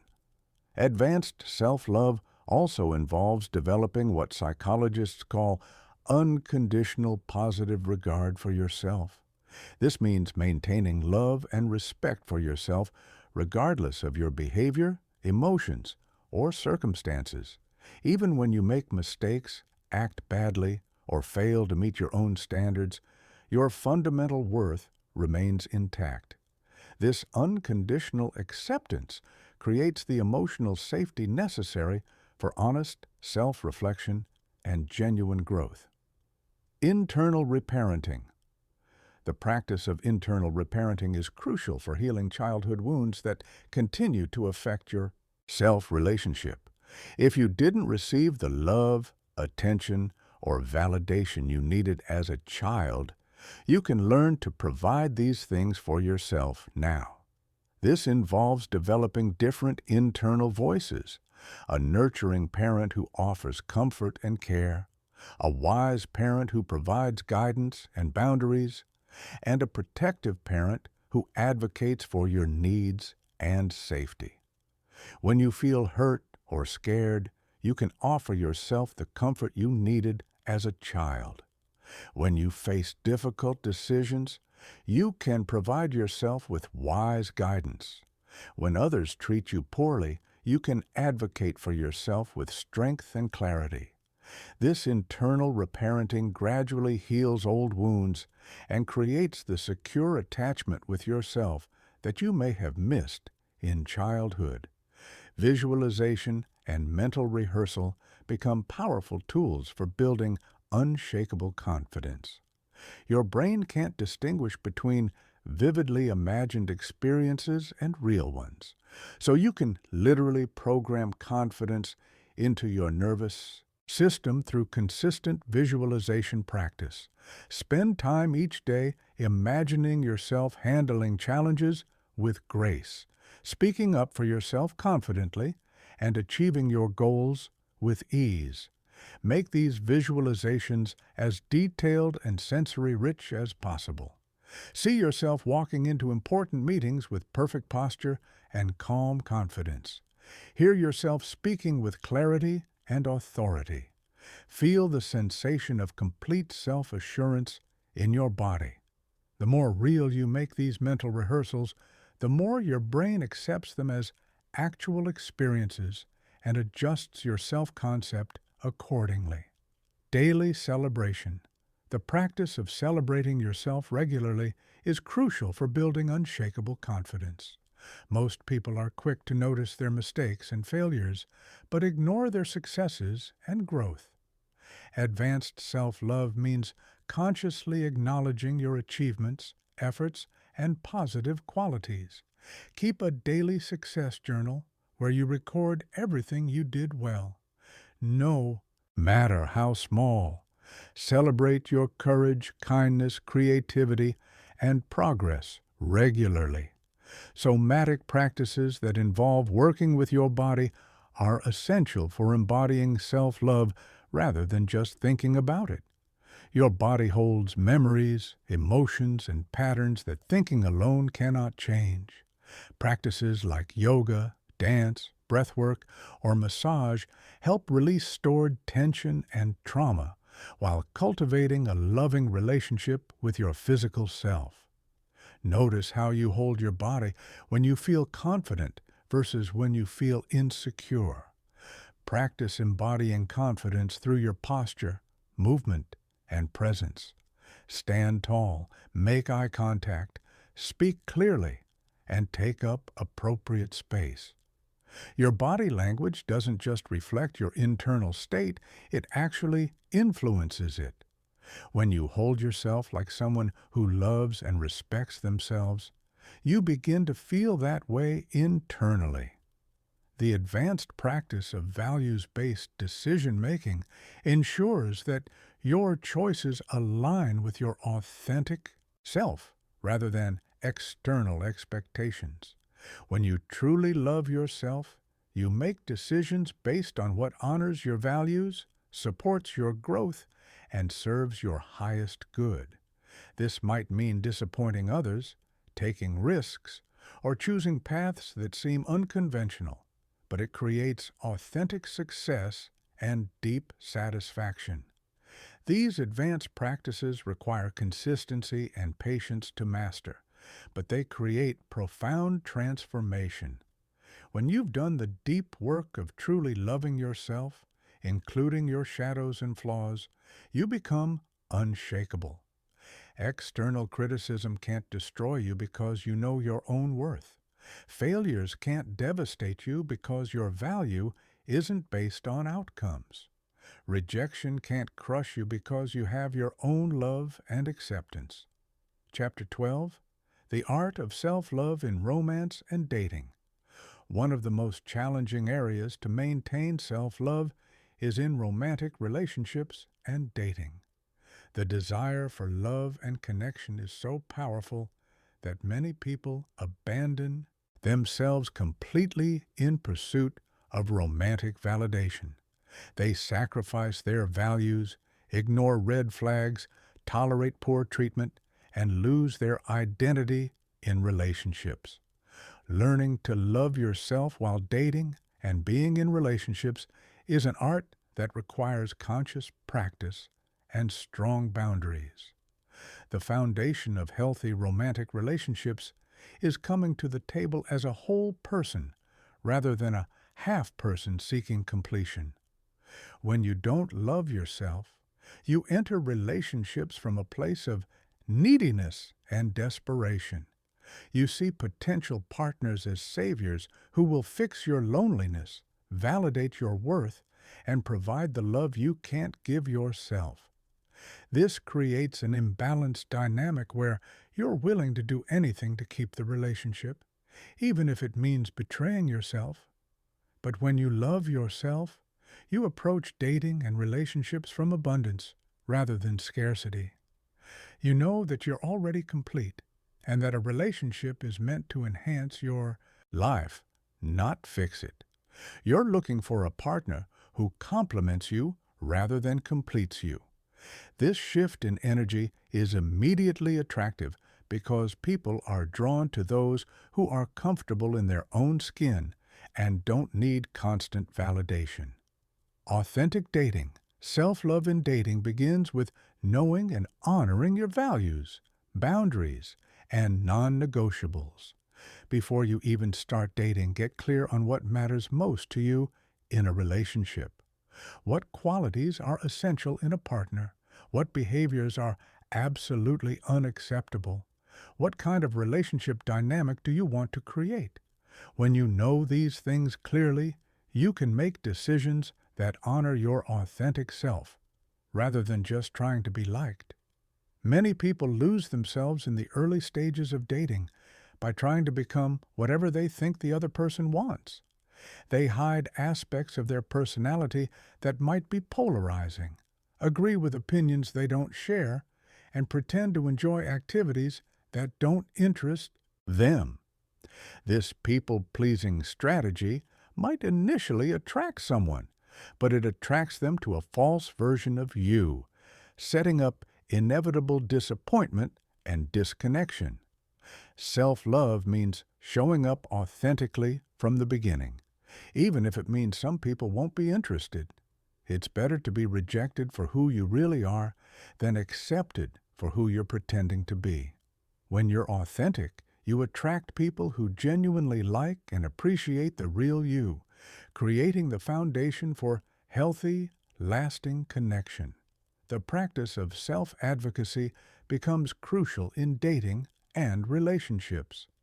This means speaking up for your needs, expressing your feelings honestly, and refusing to tolerate treatment that doesn't align with your worth. Many people, especially those with people-pleasing tendencies, struggle to advocate for themselves in relationships because they're afraid of conflict or rejection. But self-love requires that you protect yourself from harm, even when that harm comes from someone you care about. If someone consistently cancels plans, shows up late, or treats you disrespectfully, loving yourself means addressing these issues directly, rather than making excuses for their behavior. You teach people how to treat you by what you tolerate. Emotional self-soothing in romance. Emotional regulation becomes essential in romantic relationships because the intimacy and vulnerability involved can trigger your deepest wounds and insecurities. When someone you care about criticizes you, doesn't respond to your texts quickly, or seems distant, it can activate childhood fears of abandonment or rejection. Self-love means recognizing these triggers and responding from your adult self rather than your wounded inner child. This involves developing what psychologists call emotional self-soothing. When you feel triggered in a relationship, instead of immediately reacting or demanding reassurance from your partner, You first provide comfort and understanding to yourself. You remind yourself of your worth, offer yourself compassion for feeling hurt, and choose a response that honors both your needs and the relationship. The ability to be alone and enjoy your own company is crucial for healthy relationships. When you're afraid of being alone, you'll tolerate almost anything to avoid that fear. You'll stay in relationships that don't serve you, ignore major incompatibilities, and sacrifice your authentic self to maintain connection. But when you genuinely enjoy your own company, being single becomes a viable and attractive option, giving you the freedom to choose relationships that truly enhance your life. Self-love also means maintaining your individual identity within relationships. Many people lose themselves in romantic partnerships, giving up their friends, hobbies, goals, and interests to merge completely with their partner. While intimacy requires some compromise and adjustment, healthy relationships allow both people to maintain their unique identities while creating something beautiful together. The ability to end relationships that aren't serving you is perhaps the ultimate expression of self-love in romance. When you truly love yourself, you won't stay in relationships that consistently make you feel bad about yourself, require you to compromise your core values, or prevent you from growing and expressing your authentic self. This doesn't mean ending relationships at the first sign of difficulty or conflict. All relationships require work and commitment. But self-love means recognizing when you've done the work and the relationship still isn't healthy or fulfilling. It means choosing your own well-being over the comfort of familiarity or the fear of being alone. Self-love in romance creates the foundation for the kind of mature, healthy love that actually lasts. It allows for true intimacy because both people can be vulnerable without losing themselves. It creates space for growth because neither person is threatened by the other's evolution. It provides stability because both people's worth is internally sourced rather than dependent on the relationship status. Chapter 13. Living Your Truth Through Radical Self-Acceptance. Living authentically is one of the highest expressions of self-love, yet it's also one of the most challenging. Authenticity requires the courage to be yourself, even when that self doesn't match others' expectations, cultural norms, or your own past identity. It means expressing your true thoughts, feelings, desires, and values, even when doing so might result in judgment, rejection, or conflict. Most people live according to what psychologist Carl Jung called the persona, the mask they wear to be acceptable to others. This persona is constructed from childhood messages about who you should be, cultural expectations about your role and identity, and strategic calculations about what will gain approval and avoid rejection. While the persona serves a protective function, living primarily through this false self creates a profound disconnection from your authentic nature. The cost of inauthenticity is enormous. When you constantly suppress your true self to fit in or be liked, you experience what psychologists call identity foreclosure. You never fully develop or express your authentic personality, talents, and potential. You make life choices based on what looks good rather than what feels right. You enter relationships and careers that don't truly fit you because they match your persona rather than your authentic self. This internal split between your true self and your presented self creates chronic stress, anxiety, and depression. Your nervous system is constantly on alert, monitoring for threats to your carefully constructed image. You can never fully relax because you're always performing, always managing others' perceptions, always afraid of being found out as different from who you appear to be. The journey to authenticity. Living authentically through radical self-acceptance means embracing all aspects of yourself, including the parts that might be unconventional, controversial, or different from what others expect. It means honoring your natural personality, even if you're more introverted than your family wants you to be, more sensitive than your culture values, or more ambitious than your peer group understands. This process often begins with what psychologists call identity exploration, actively investigating who you really are beneath the layers of conditioning and expectation. Start by asking yourself fundamental questions. What do I actually enjoy, independent of what I think I should enjoy? What are my genuine values, not the ones I inherited or adopted to fit in? What kind of life would I create if I knew I couldn't fail and no one would judge me? These questions can be unsettling because they might reveal that you've been living according to someone else's blueprint rather than your own. You might discover that the career you've built doesn't actually interest you, that the lifestyle you've created doesn't fulfill you, or that the person you've been presenting to the world isn't who you truly are. This recognition can trigger what psychologists call an identity crisis. But this crisis is actually an opportunity for authentic self-discovery. Radical self-acceptance involves embracing what makes you different, rather than trying to conform to some imaginary standard of normalcy.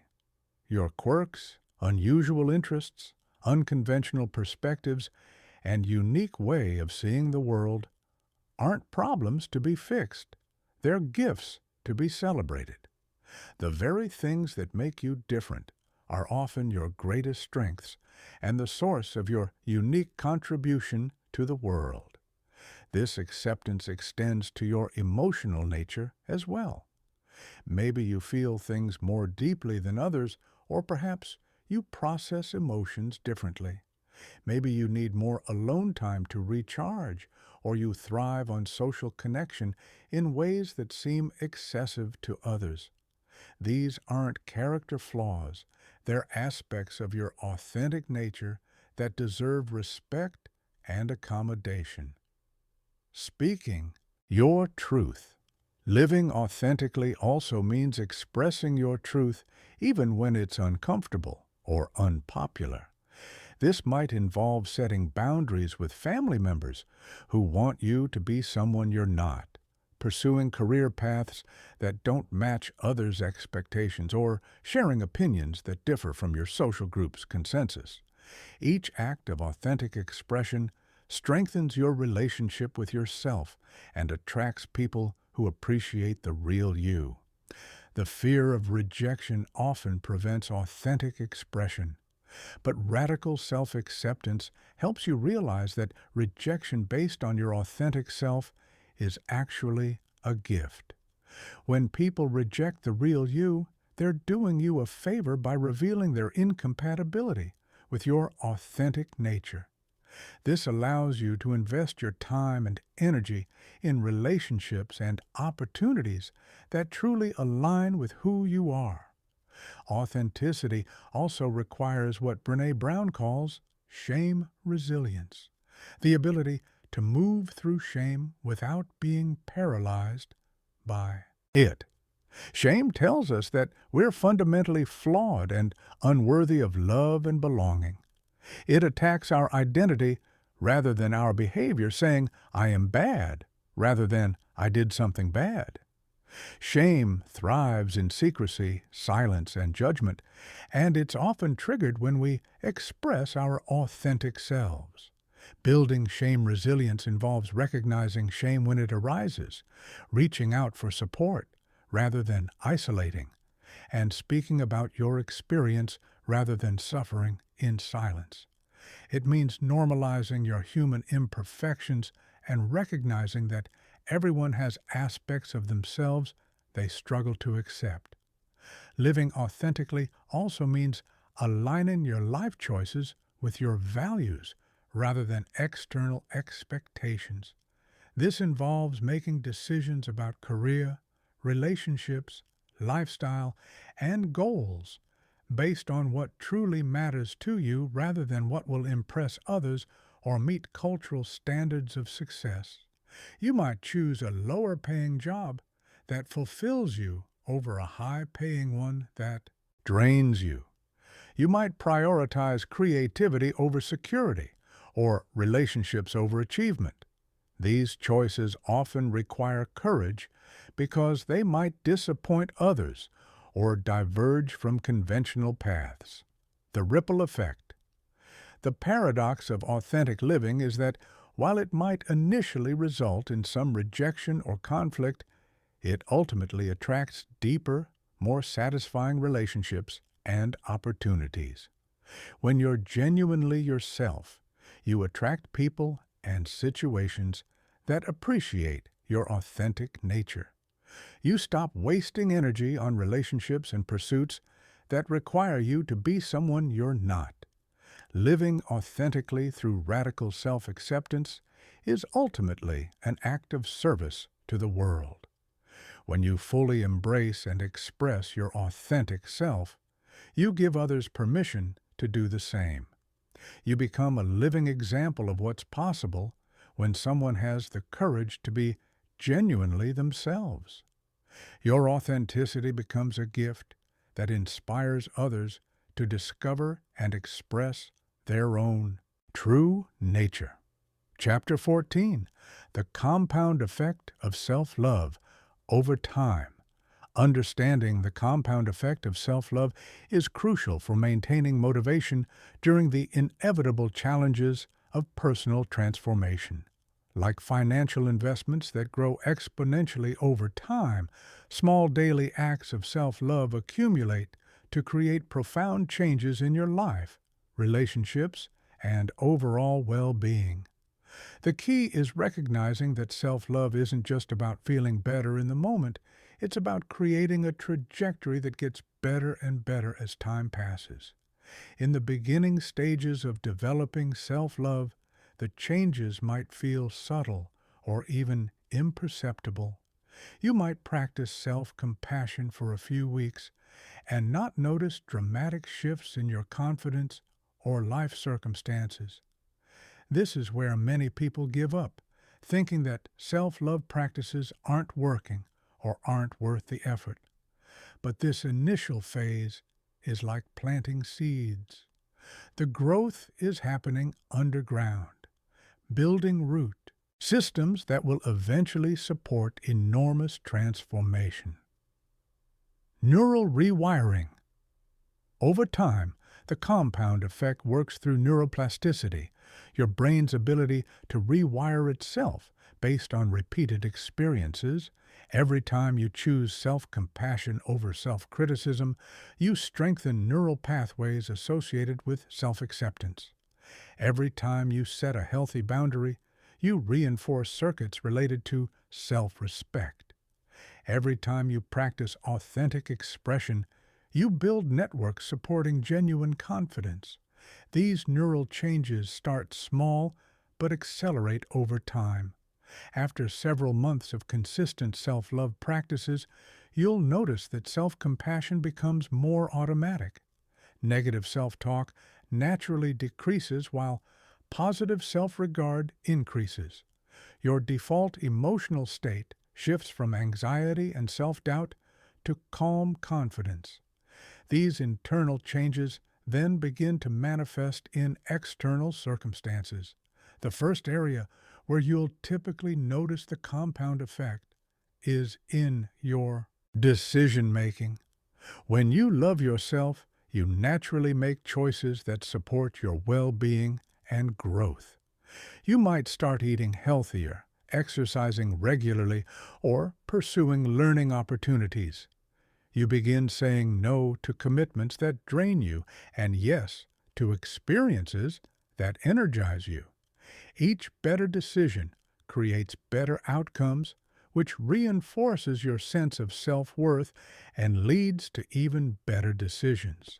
Your relationships undergo a dramatic transformation through the compound effect of self-love. As you develop stronger boundaries and clearer communication, toxic relationships naturally fall away while healthy ones deepen. You attract different types of people because you're radiating different energy. Partners, friends, and colleagues respond to your increased confidence and authenticity by treating you with more respect and care. Professional and financial growth. The professional benefits of self-love compound significantly over time. Increased confidence leads to better performance, which creates more opportunities, which builds even greater confidence. You're more likely to speak up in meetings, take on challenging projects, negotiate for better compensation, and pursue leadership roles. Your growing reputation for competence and reliability opens doors that seemed impossible when you lacked self-worth. Health improvements also compound through self-love practices. When you value yourself, you naturally take better care of your body through nutrition, exercise, sleep, and stress management. These physical improvements increase your energy and mental clarity, making it easier to maintain other self-love practices. Better health also boosts confidence and mood, creating an upward spiral of well-being. The financial benefits of self-love are often overlooked, but incredibly significant. When you believe you deserve abundance, you're more likely to pursue higher-paying opportunities, invest in your skills and education, and make wise financial decisions. You stop sabotaging your success through imposter syndrome or unworthiness beliefs. You negotiate better deals, avoid financial relationships that exploit you, and build wealth that supports your authentic desires. Creative expression flourishes through the compound effect of self-love. As you become more accepting of yourself, you're willing to take creative risks and share your unique perspective with the world. This creative expression often leads to unexpected opportunities, deeper self-discovery, and increased life satisfaction. Many people discover hidden talents and passions when they finally give themselves permission to explore without judgment. Spiritual and generational impact. The spiritual benefits of self-love compound into profound wisdom and inner peace. As you develop unconditional self-acceptance, you naturally extend that same acceptance to others. Judgment and criticism decrease while compassion and understanding increase. You develop what Buddhist traditions call equanimity, a peaceful state that isn't disturbed by external circumstances because your sense of worth comes from within. Resilience is perhaps the most valuable compound benefit of self-love.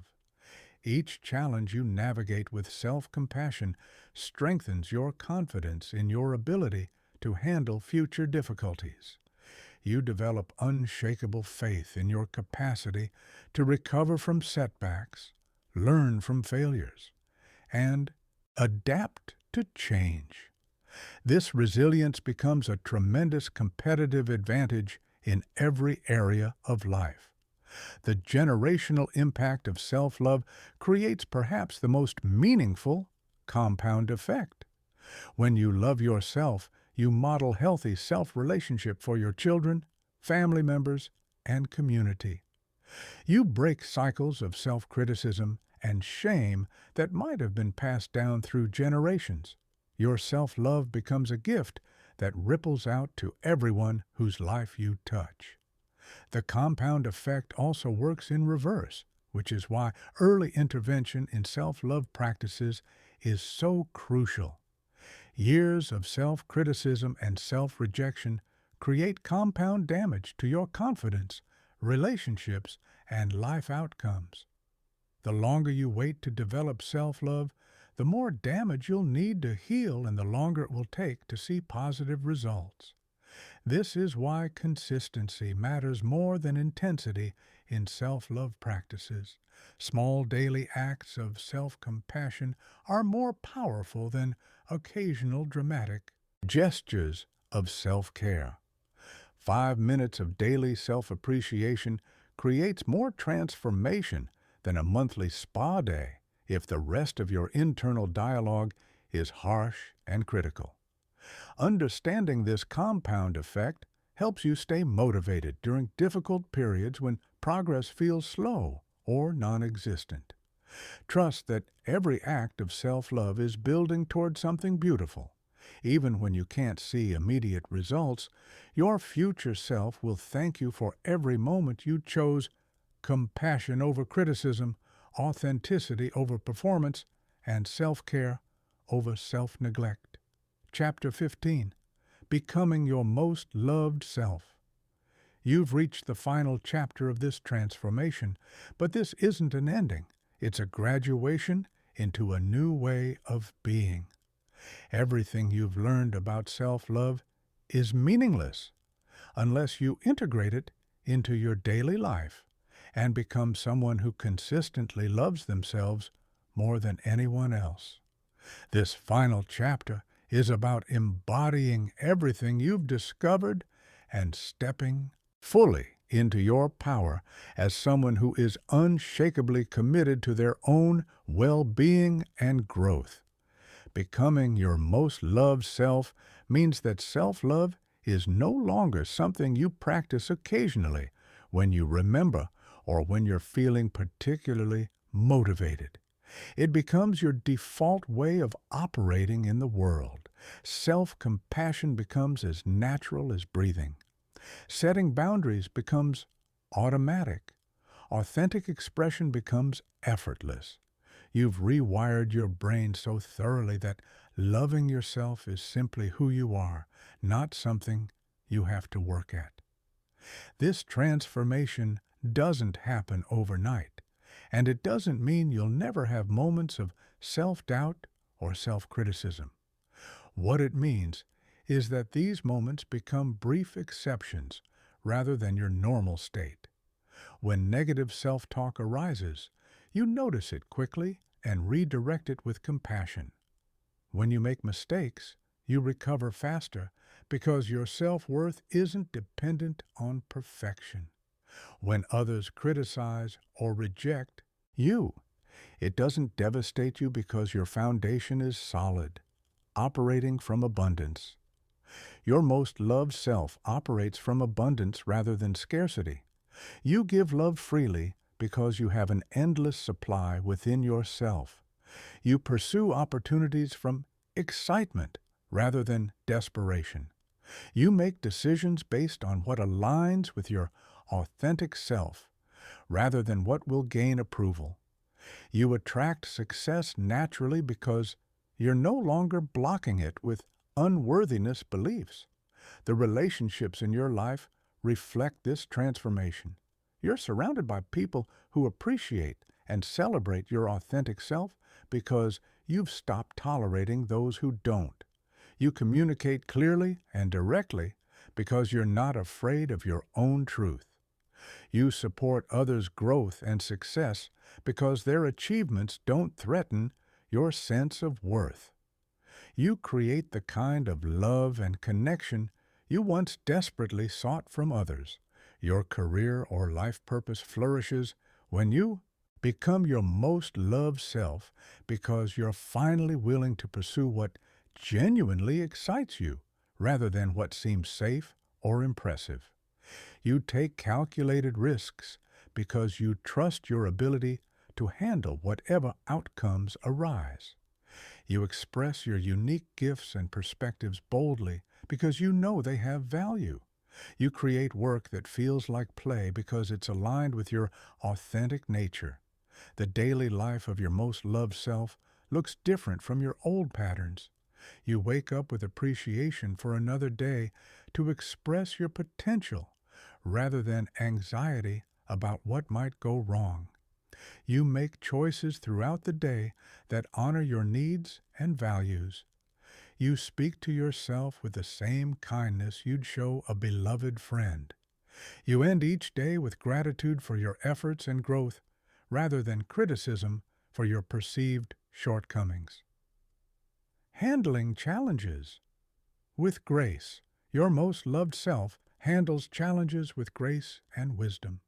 Instead of collapsing into victimhood when difficulties arise, you ask yourself what you can learn and how you can grow from the experience. You seek support when you need it without shame or apology.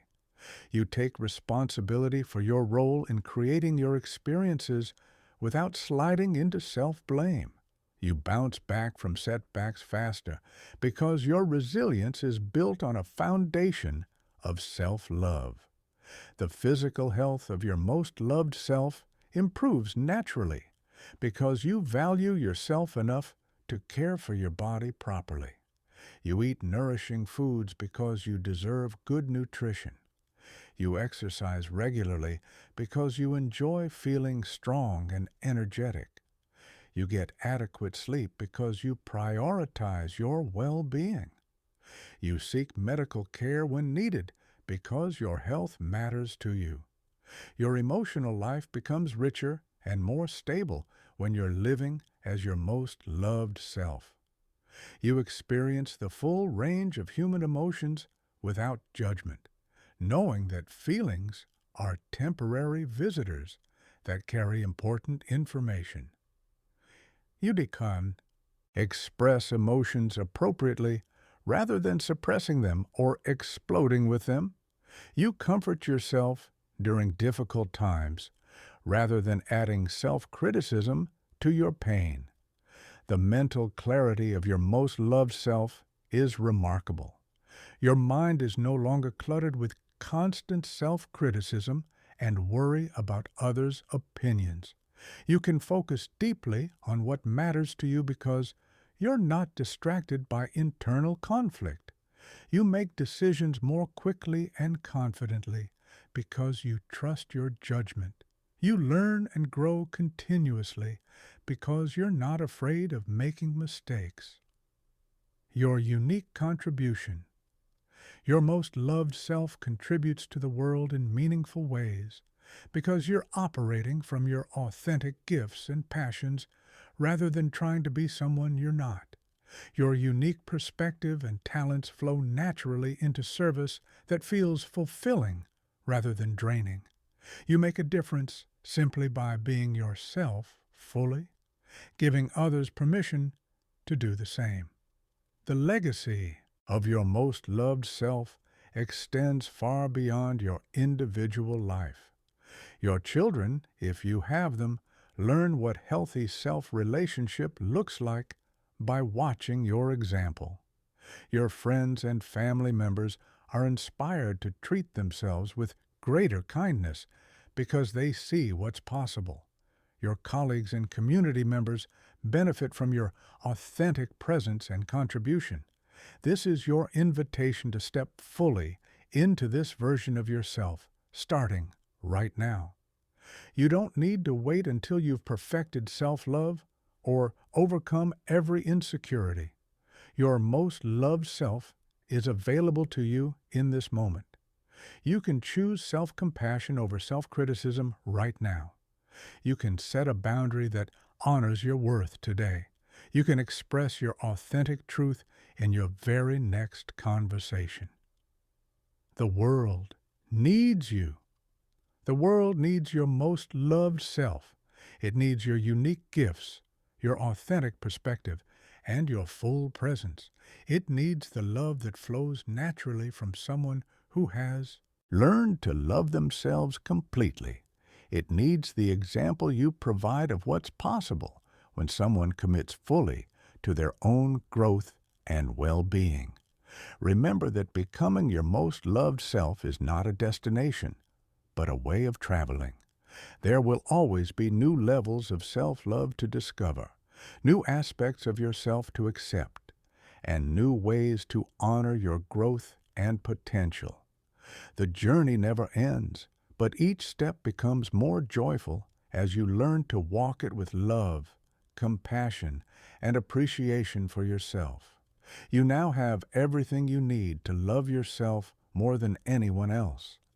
The question isn't whether you're capable of this transformation. You absolutely are.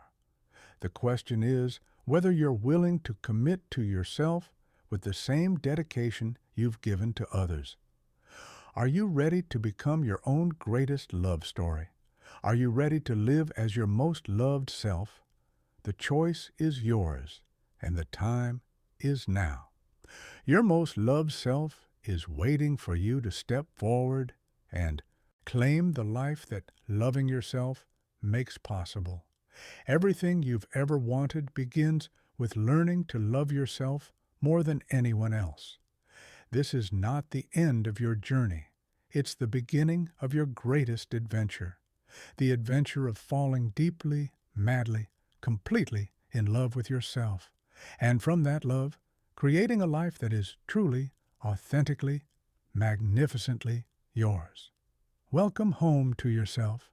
Welcome to self-love. Welcome to the most important relationship you'll ever have, the relationship with you.